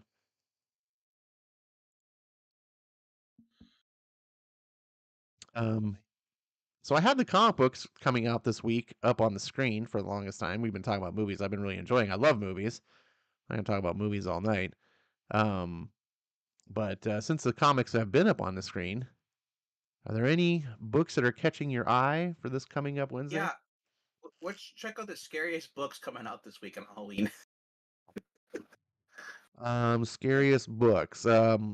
Basically any Marvel book is pretty scary. Hey, Avengers is on Jack's poll list. It can't be that scary. He's been reading that book. Avengers is on his pull list. Yeah. Oh, Unless it's he dropped it. Jed McKay, Avengers.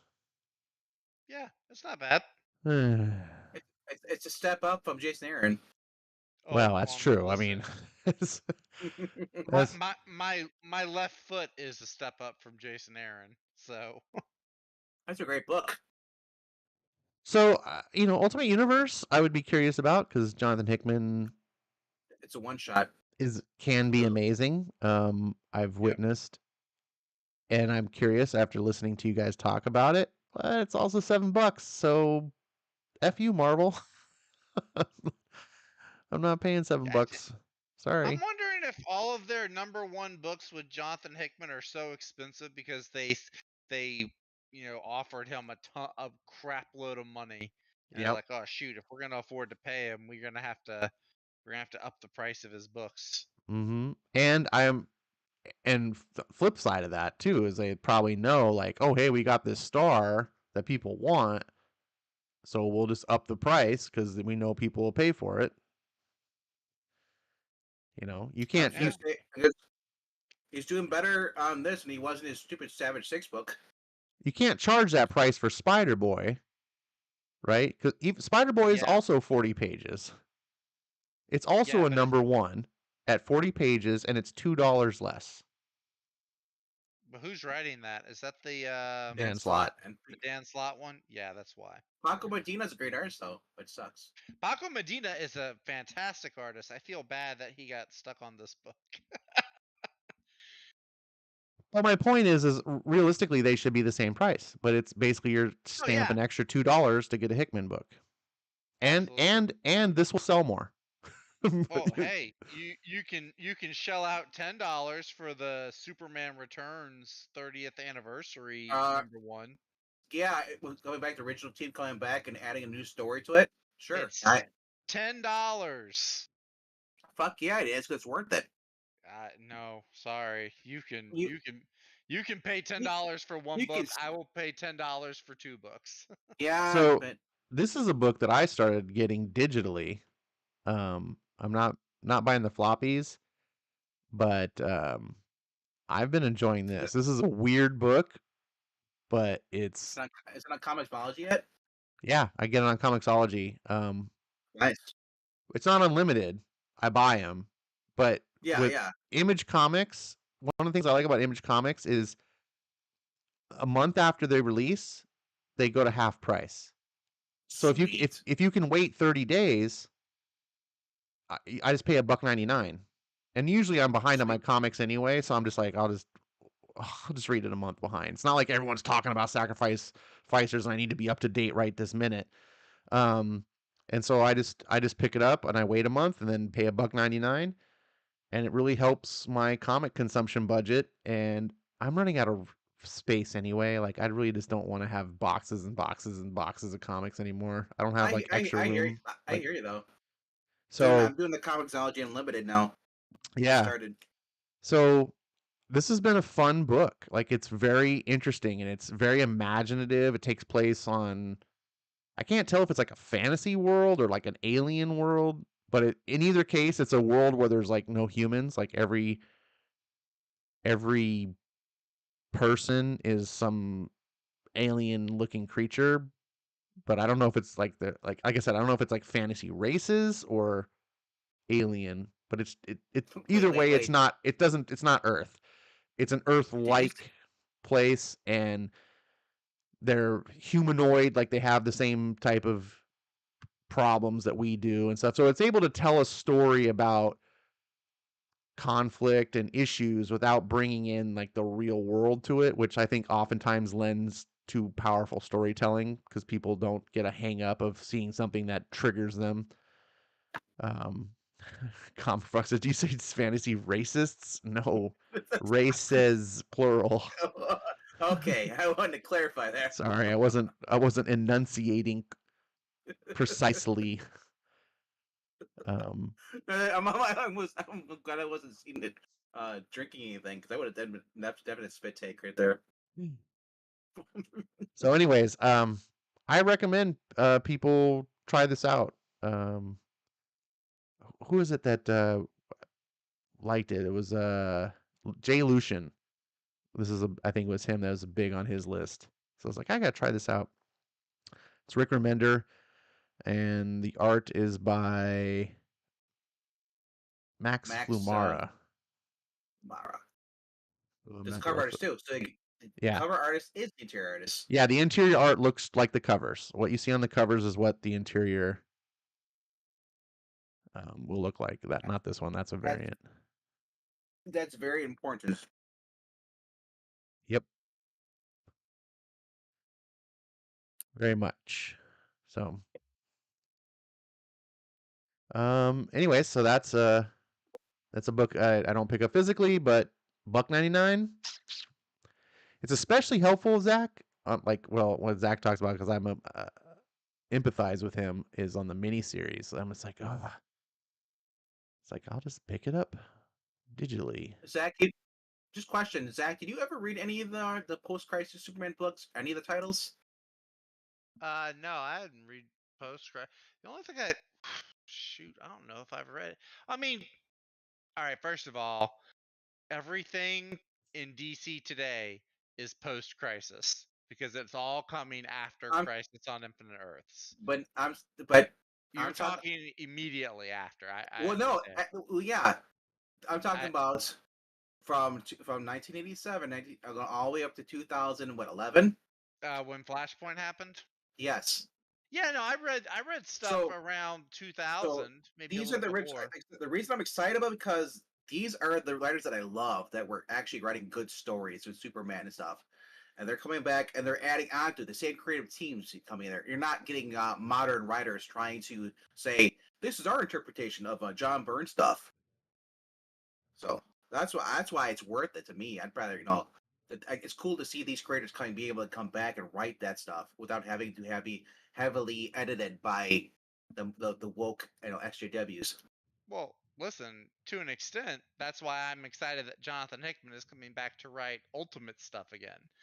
Because they're bringing back the guy that sent the Ultimate Universe off with a bang, and they're having him come back and create a whole new universe. So in essence, we're looking forward to the same thing, but both issues are also priced more than they should be. So why would you poo-poo mine then? Because you make me drink every time you say post-crisis Superman. What in the Chuck Dixon are you talking about? I don't make you take a shot every time I say Jonathan Hickman. I've never told you to take a drink at all. You do that yourself. You're an alcoholic. I am not yet. So, RDV, did you see this comic book coming out this week from Ablaze? I saw that and I'm tempted but the guy seems Galaxy and I got scared. I'm like, anybody has a weird name like that by himself? But I'll flip through at the comic book store. So it's Ablaze, which seems to do quality stuff. It looks like it's something up your alley. I'm curious about this too. It's what it is. They're saying, I guess, it's supposed to be like different take on apocalyptic horror, zombie stuff. So I'm always looking for different interpretations of zombie apocalypse. You know. Yeah, I'm But wondering if this because Blaze has been doing some imports of European books. yeah, And I like European stuff. I don't buy it because it's really expensive. Usually they're like mhm. European books are usually hardcover. They're like $15 a piece. And it's like, they just do comics differently than the US. Um, Right. but I like it. It's like, oh well, collect the European books, but in the format that I'm used to, like cheaper $3.99 issues. Maybe I'll get on board. I don't know, but um, it's got a good cover. It says somewhere between pure exhilaration and sheer terror is almost dead. After having an accident on her way home to visit her family, Sarah Walker awakens to find that the world has changed. Now she must travel up the eastern seaboard, using suppressed survival skills that she learned as a child, in hopes of reuniting with her loved ones in the midst of a viral pandemic that has turned humans into monsters. Set in modern day 2005, what modern day 2005? Yeah, that's a little bit true. Set 20 years ago, modern day. Sorry. Sarah unites with her old acquaintance and new friends along the way, and her struggle to survive will be both an unexpectedly exciting journey, and absolute terror. Almost Dead is a new post apocalyptic horror drama adventure about triumph, growth, and the resiliency of the human spirit, brought to you by the writer and Comic Con Radio Spoiler Magazine founder Galaxy and Eisner nominated artist Ryan Benjamin, that redefines the genre with a cinematic approach and attention to detail. Do you remember a book called called Euro or Zero Year or I forget what those got the zombie books they had? It was supposed to like Yeah. five different survivors, and it kept shifting between them in the books. You know, I love how that changed. You know, but until the last one, the guy who got the chance to write it just made it super woke. Oh, I'm same. hoping there's none of that in here. 'Cause that's Yeah, what kills it for me. It's a great plot. It's for like, oh, it's sure. very awesome. And then it's just like they just go so far left. It's like, oh my gosh, what are you even Yeah. doing? It's zombies. They're not political. So the last line is what kind of makes it Yeah. sound interesting. Relentlessly vicious, Almost Dead isn't your typical apocalyptic story. Tying in Yeah. conspiracy with historical flashbacks and showing how perhaps everything that we've learned in our textbooks has been altered over time.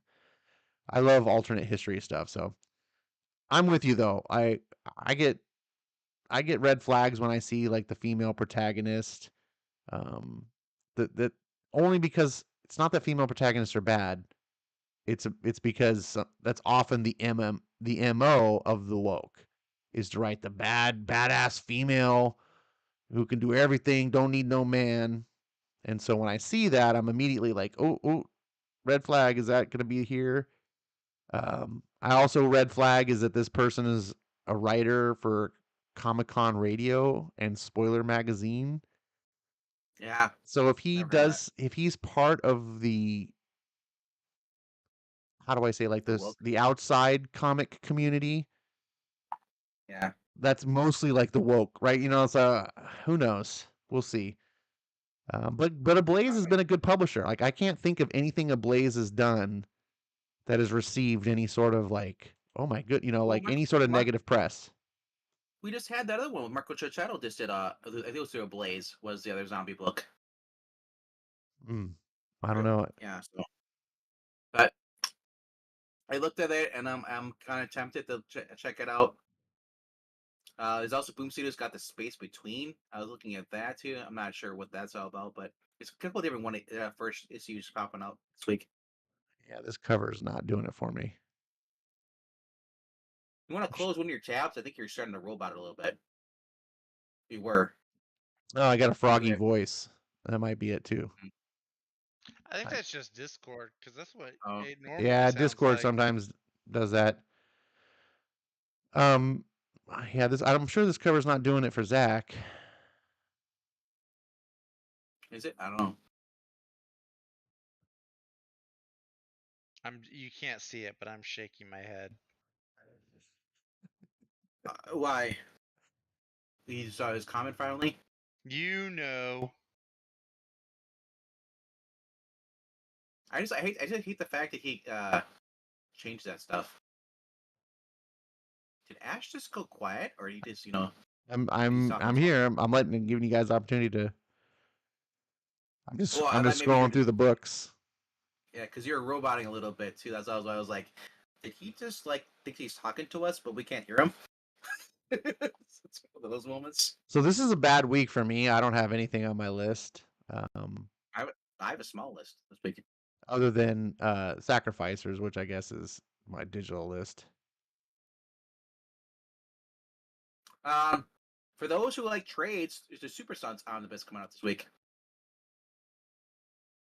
along with JSA Goyer, Jeff Johns run trade. Oh, you know what? I would get that, but I already have all the omnibuses. Well, I don't have all the Omnibuy.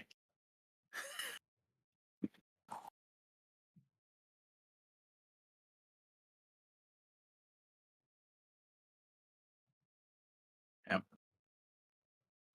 They've redone their refined view.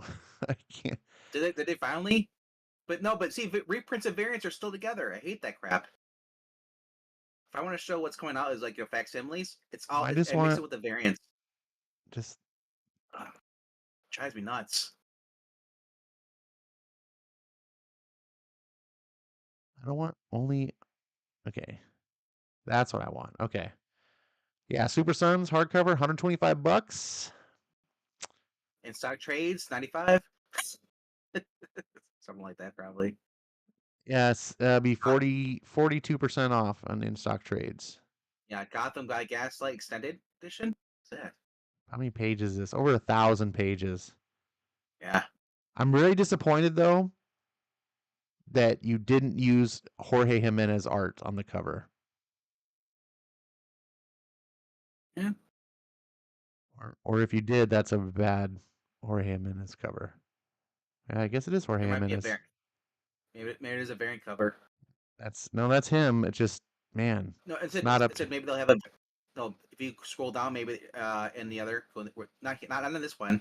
Back to New Comics of the Week, where it shows No, all I'm the just hardcovers, and they might have because sometimes you scroll down and they have variants of the same omnibus. yeah. No, I'm just lamenting because some of the covers of Super Sons were so great, and that just feels like such a plain. It is Jorge Jimenez, but Does it it's include Bendis aging him up at the end? that's in the second cover, second omnibus. It's on the back. Um, John's like, I'm a kid, and in the back part, he's gay. Oh. That's I saw that Virtue and Vice. I've never even heard of that. Yeah, it's a Justice League Justice Society crossover. It's really good, actually. It's one of my favorite. I have a small hardcover. It's a really good. It's a really fun crossover story. I highly recommend it. Can you imagine people buying that book and like, wait, he's not gay? Who? Anybody buys that book with the Green Lantern on there? Wait, I thought Alan Scott's gay. What? Well, I mean, they don't. I mean, Alan Scott, he's not at the center of it. Like they show him, but they don't talk about like his love life or anything. Yeah. See, there's not really much for trades either. AEW has not a Robots. I have no idea what that is, but yeah. Adventures into Terror, the EC book looks kind of cool. I think that's what it is, yeah. Or Atlas Comics. yeah, I don't know any. Powers Volume 5. There's that Candy Vigilante thing, Sweetie Candy. I remember they came out last year, and that book sucked. Yeah, Marvel Masterworks. Highlands. Yep, there's nothing interesting. It's a bad week. It is.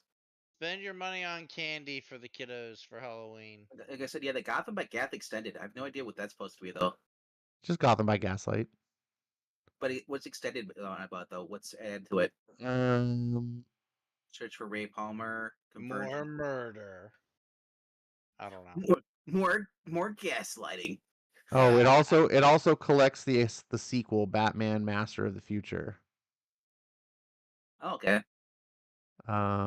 And a story from Countdown Presents called The Search for Ray Palmer #1, Convergence, Suzanne 1 through 2. So it's just got extras like supplemental story material. Jeff Parker's on there. Okay, Mike Mignola. So Huh. I've always meant to read Gotham by Gaslight. I've heard it's amazing. It's on my I- bucket list. I don't know why, but I always thought that Warren Ellis wrote that. But yeah, and so it's Brian Gus and Jeff Parker. I Mike always Mignola. thought it was Neil Gaiman that wrote it. What did he write? He Yeah. wrote another Gotham. Sandman. No, I know he wrote Sandman, but I thought he wrote like a Victorian Gotham book. Well, I know Warren Ellis wrote the Murder That Came to Gotham, the H.P. Lovecraft one. I know he wrote that one, but I don't know what Neil Gaiman wrote though. It's probably whatever he wrote is probably equivalent to Batman Fortress. Zach's favorite book. How'd you get that? I read the first issue. I Same get- with everybody else. I only read the first one. I didn't get it at all. Oh Oh, yeah, I- and Supergirl. Yeah, that's where we come out and we have the gay people in there. So This issue. Zach, is this your number one pick for the month or the week? I don't even know what my number one is. I gotta. You only have 4 books this week or 5? Right here, it's Jeff. 4. Wait, is there another Detective Comics out this week? I just picked one up last week. That's what I saw too. I wasn't sure if that's real or not. Okay, It's sure. Jeff. Yeah, why not? No, that's not Jeff. No, we're not talking about. No, It's my got number one- dinosaur. It's got dinosaurs. You have to get it. Nope, cutesy dinosaurs don't count. They have to be eating people. Like you- He could later on. My number one, it'll probably be Ultimate Invasion. Honestly, It's Kelly or Thompson. Detective or Ultimate Invasion. will You love probably Kelly be my number Thompson. one book. I liked one Kelly Thompson book, and I'm still not convinced it wasn't ghost written. I don't care who it was. I'm just saying it was a good book. You can Oh. slap your name on it, and have somebody else write. There's a black cat cover. I'm gonna have to get I it. think I'm gonna buy it. I'm gonna have to buy it now. Gosh darn it! They know how to get me. Yep, Detective Comics 1076. Jason Shawn bi-weekly. Jason See? Shawn Alexander is doing the art now. Yeah, they changed it. Yeah, as I said, they went from the original artist. Raphael Albuquerque. Jason Alexander did the one from last week too, and the art sucked in the inside. It's horrible. Jason Shawn Alexander was the longtime artist on Spawn. Interesting choice. It says Batman Outlaw, the 5-part bi-weekly Detective Comics event starts here. So get ready to be buying it every And that's other week for Right. $5.99. DC. That's why I dropped it. You It's got rid of. Ram V. I don't care. You get rid of the artist. Ram V can only do so much. You don't like Jason Shawn Alexander? I saw the interior art and I looked at the story and I just couldn't. I put it back. Maybe it's a compelling story towards the end, but it's just not. It's like for $6, and then the art is not even that great. It's not Rosmo level, but it's just not my cup of tea. Oh wait, that's a different artist. You might want to check out. Wait, is it? Because last issue was Francesco Francavilla. Yeah. Okay. Then I'll try it because this guy's art sucks. Francis. Yeah. So I thought it was the same guy. I didn't realize they switched that. That's yeah. weird. So Jason Shawn Alexander starts on this issue, and it looks like he stays through at least the whole arc. So yeah, I'm you guessing might the want to look and see if you like the art or not. The other artist just ended up just quit the book. He's probably just a fill-in. Oh, you're talking about Albuquerque? Yeah. They never keep. Well, that's rare that they keep an artist on a book for a long period of time.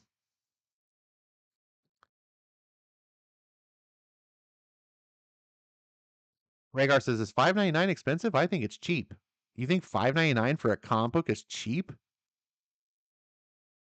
Every other week, you're spending $12 a month for a Detective Comic.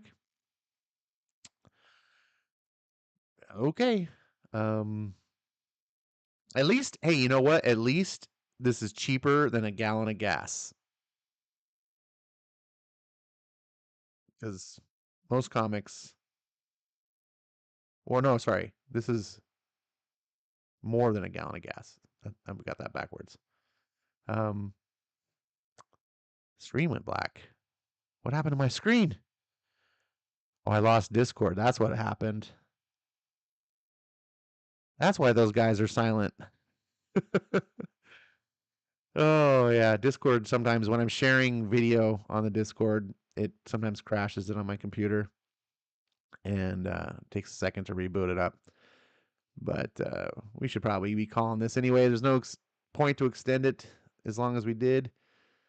And he said the booth next to his, where he was, was Mad Cave Studios or Mad Ghost. Sorry, Mad Ghost, yeah. yeah. So you got to meet Jeff John and all of them, hang out with them. Con. Oh, very cool. They're like, the screen went black. Is this what death feels like? Yeah. The screen goes black, your vision goes black, and all you hear is RDV. Am I dead? Yeah, Discord Oh crashed. my god! You guys may not even noticed. Well, no, I saw it go. I wasn't sure if we're on. I said goodbye, Ash.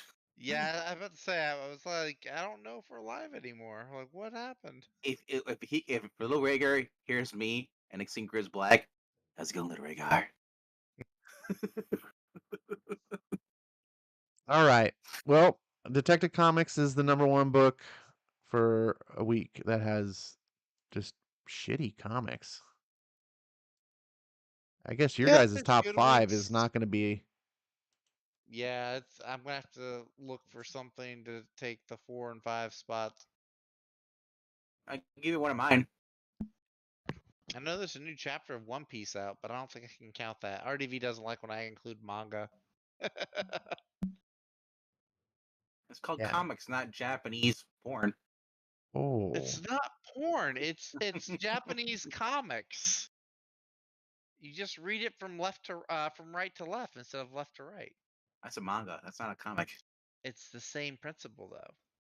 It's not. You're reading figures that are drawn on paper and there are word bubbles. Why don't you pick up the new Blood Commandment by Simon Krasinski? Who? What? Yeah, Simon Krasinski. Or how do you pronounce his last name? I have no idea what you're even talking about. I don't know who. It's Simon Krasinski. Yeah, it's called his new book called Blood Commandment. Let me shout #1. his name. That'll make you remember. No, I don't. I haven't heard of Blood Commandment. So I take it you guys have familiar. both jumped off the Heat Seeker train. No, I'm still getting it. Oh, okay. Oh, is there a new Heat Seeker? Yeah, Yeah. there's a new Heat Seeker. I was reading it digitally. I was never buying the issues. I see. Although I do have great admiration for the covers. There's a kind of like slutty. Yeah, there's a fine line between tasteful and slutty. That's slutty. I think most of them stay on that line. That's slutty. The full on nude ones I feel are the slutty ones. I just feel like Heat Seeker in general. I haven't read the book at all. Obviously, it's a spin-off. It's not actual Gun Honey. It just feels a little.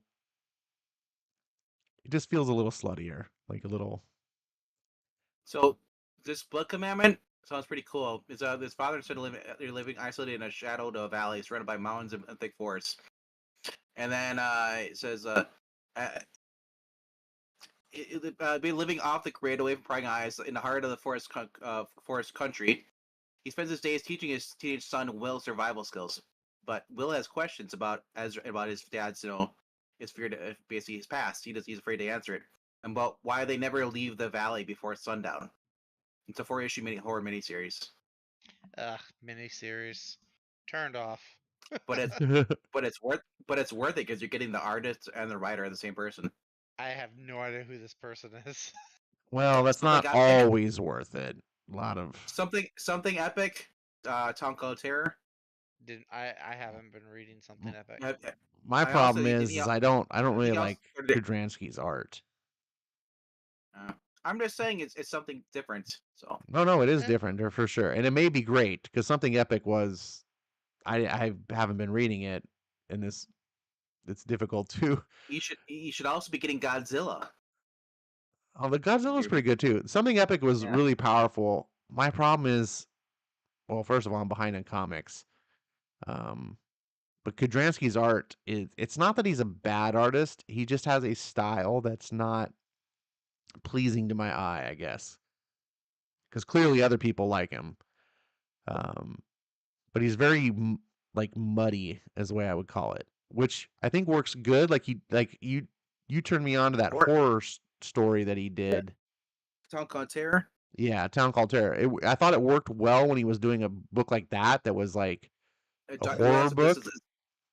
But that's what this looks like. I look at the cover and it's got like it's like a little cabin, and then it's a blood red sky, and then there's a face, a creature with teeth and stuff. I'm like scrolling around for it, and I'm It's not Image seeing. Book. Oh, blood! There it is, Blood Commandment. Yeah, that looks like right up Zach's alley. Look at that cover. No. Yep.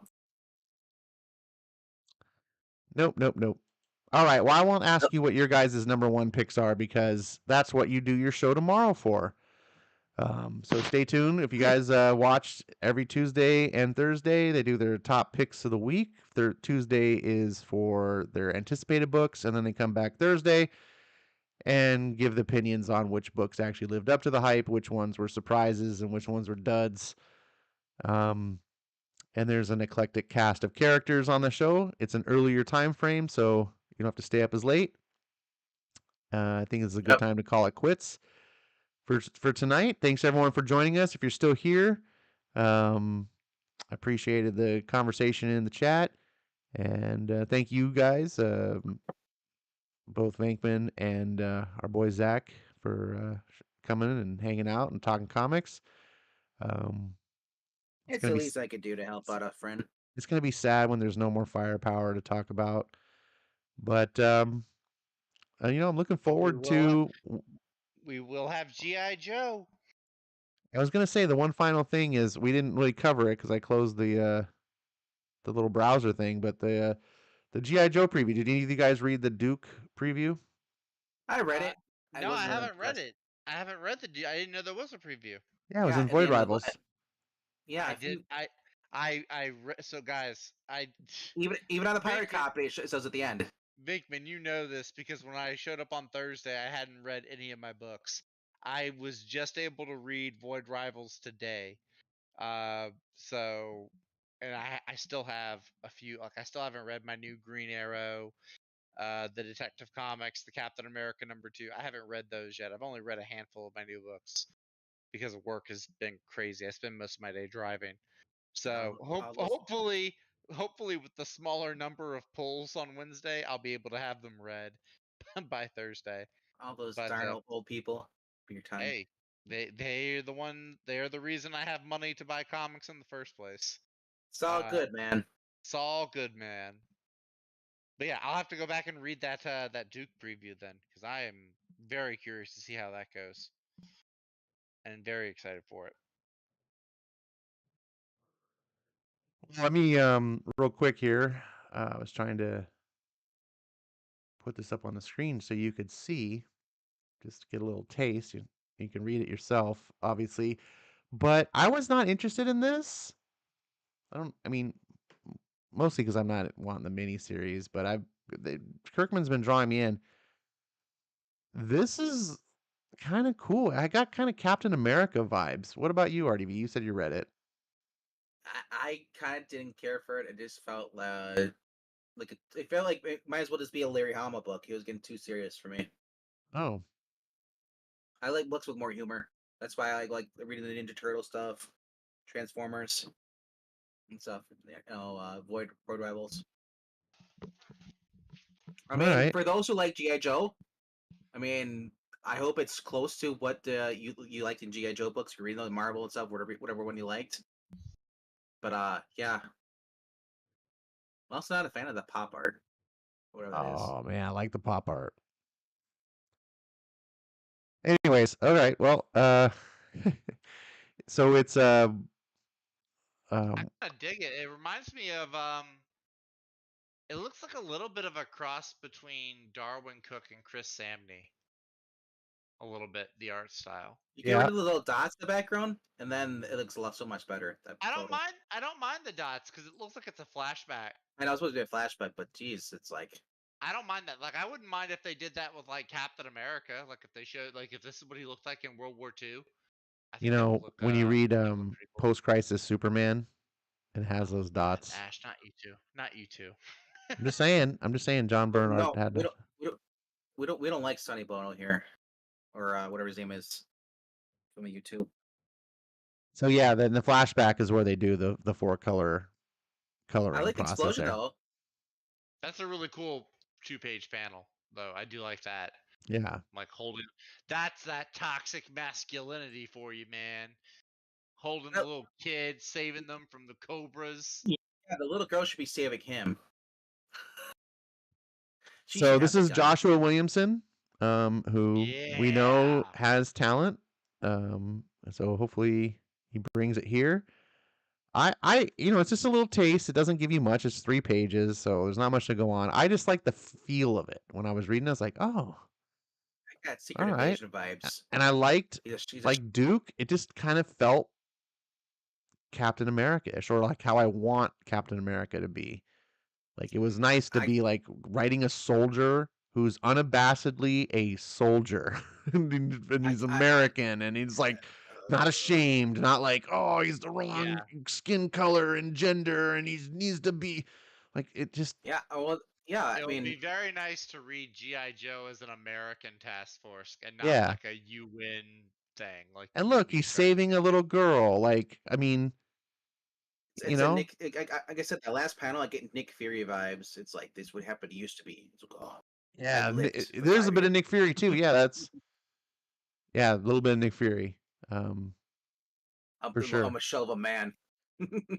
So I'm definitely gonna read this. I'm hope that it's good. I want this Energon universe to succeed. Yeah, I'm not a I want to make I want a Duke movie with John Cena as Duke. I don't want a He's- Duke movie. And I think that's why I wasn't originally interested in this, because I was like, I want G.I. Joe. I don't want Yeah, exactly. spin-offs. You don't need to copy the MCU and do a Duke and a Snake Eyes and a Lady J. You can do GI Joe. But hold on though, as it says codename GI Joe starts here. So what if he starts recruiting everybody in this Duke book? That's what I think. I think this is a prequel book that's going to kick off. This is probably, and then because the Cobra Commander also seems like a prequel book that will dig more into Cobra. So when I read this, it says superstar writer Joshua Williamson teams up with acclaimed artist Tom Riley to reveal the origins of G.I. Joe in a world impacted by the arrival of Autobots and Decepticons. So this seems like what this is going to be is sort of rewinding the clock, going back to the origin of G.I. Joe and saying, this is how G.I. Joe would have turned out had they existed in a world with the Transformers. It would have affected the reality. And so they kind of got to start kind of like how the Transformers book is showing. So well, you got Starscream up there in the corner.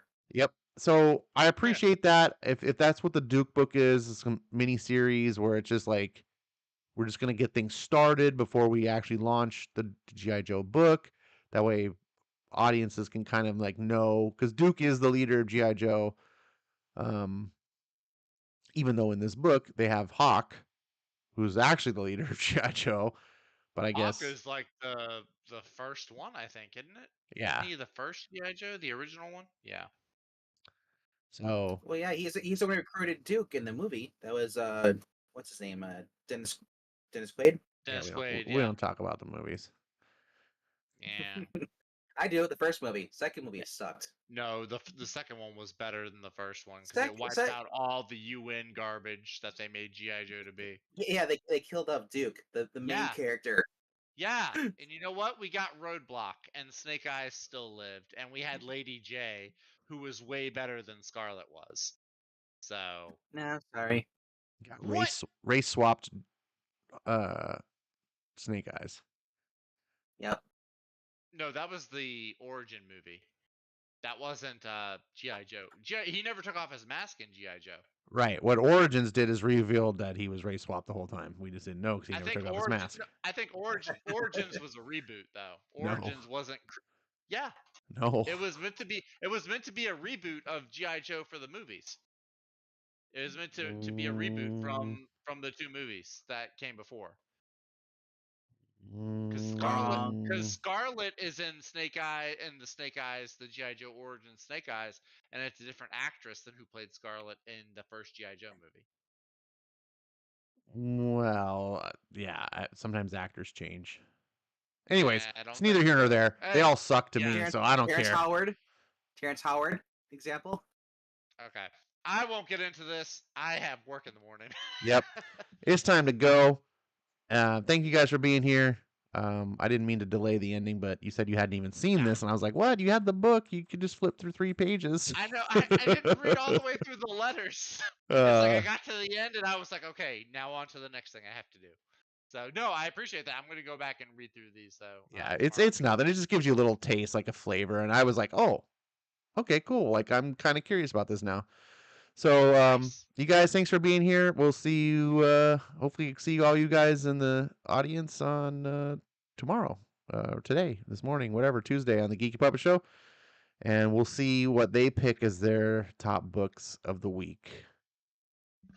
And why aren't they Ash's top picks? That's what you should be asking him. Say goodnight, kids. Good night, What? Zach. Buenos noches, Dr. Vinkman. And El- chat.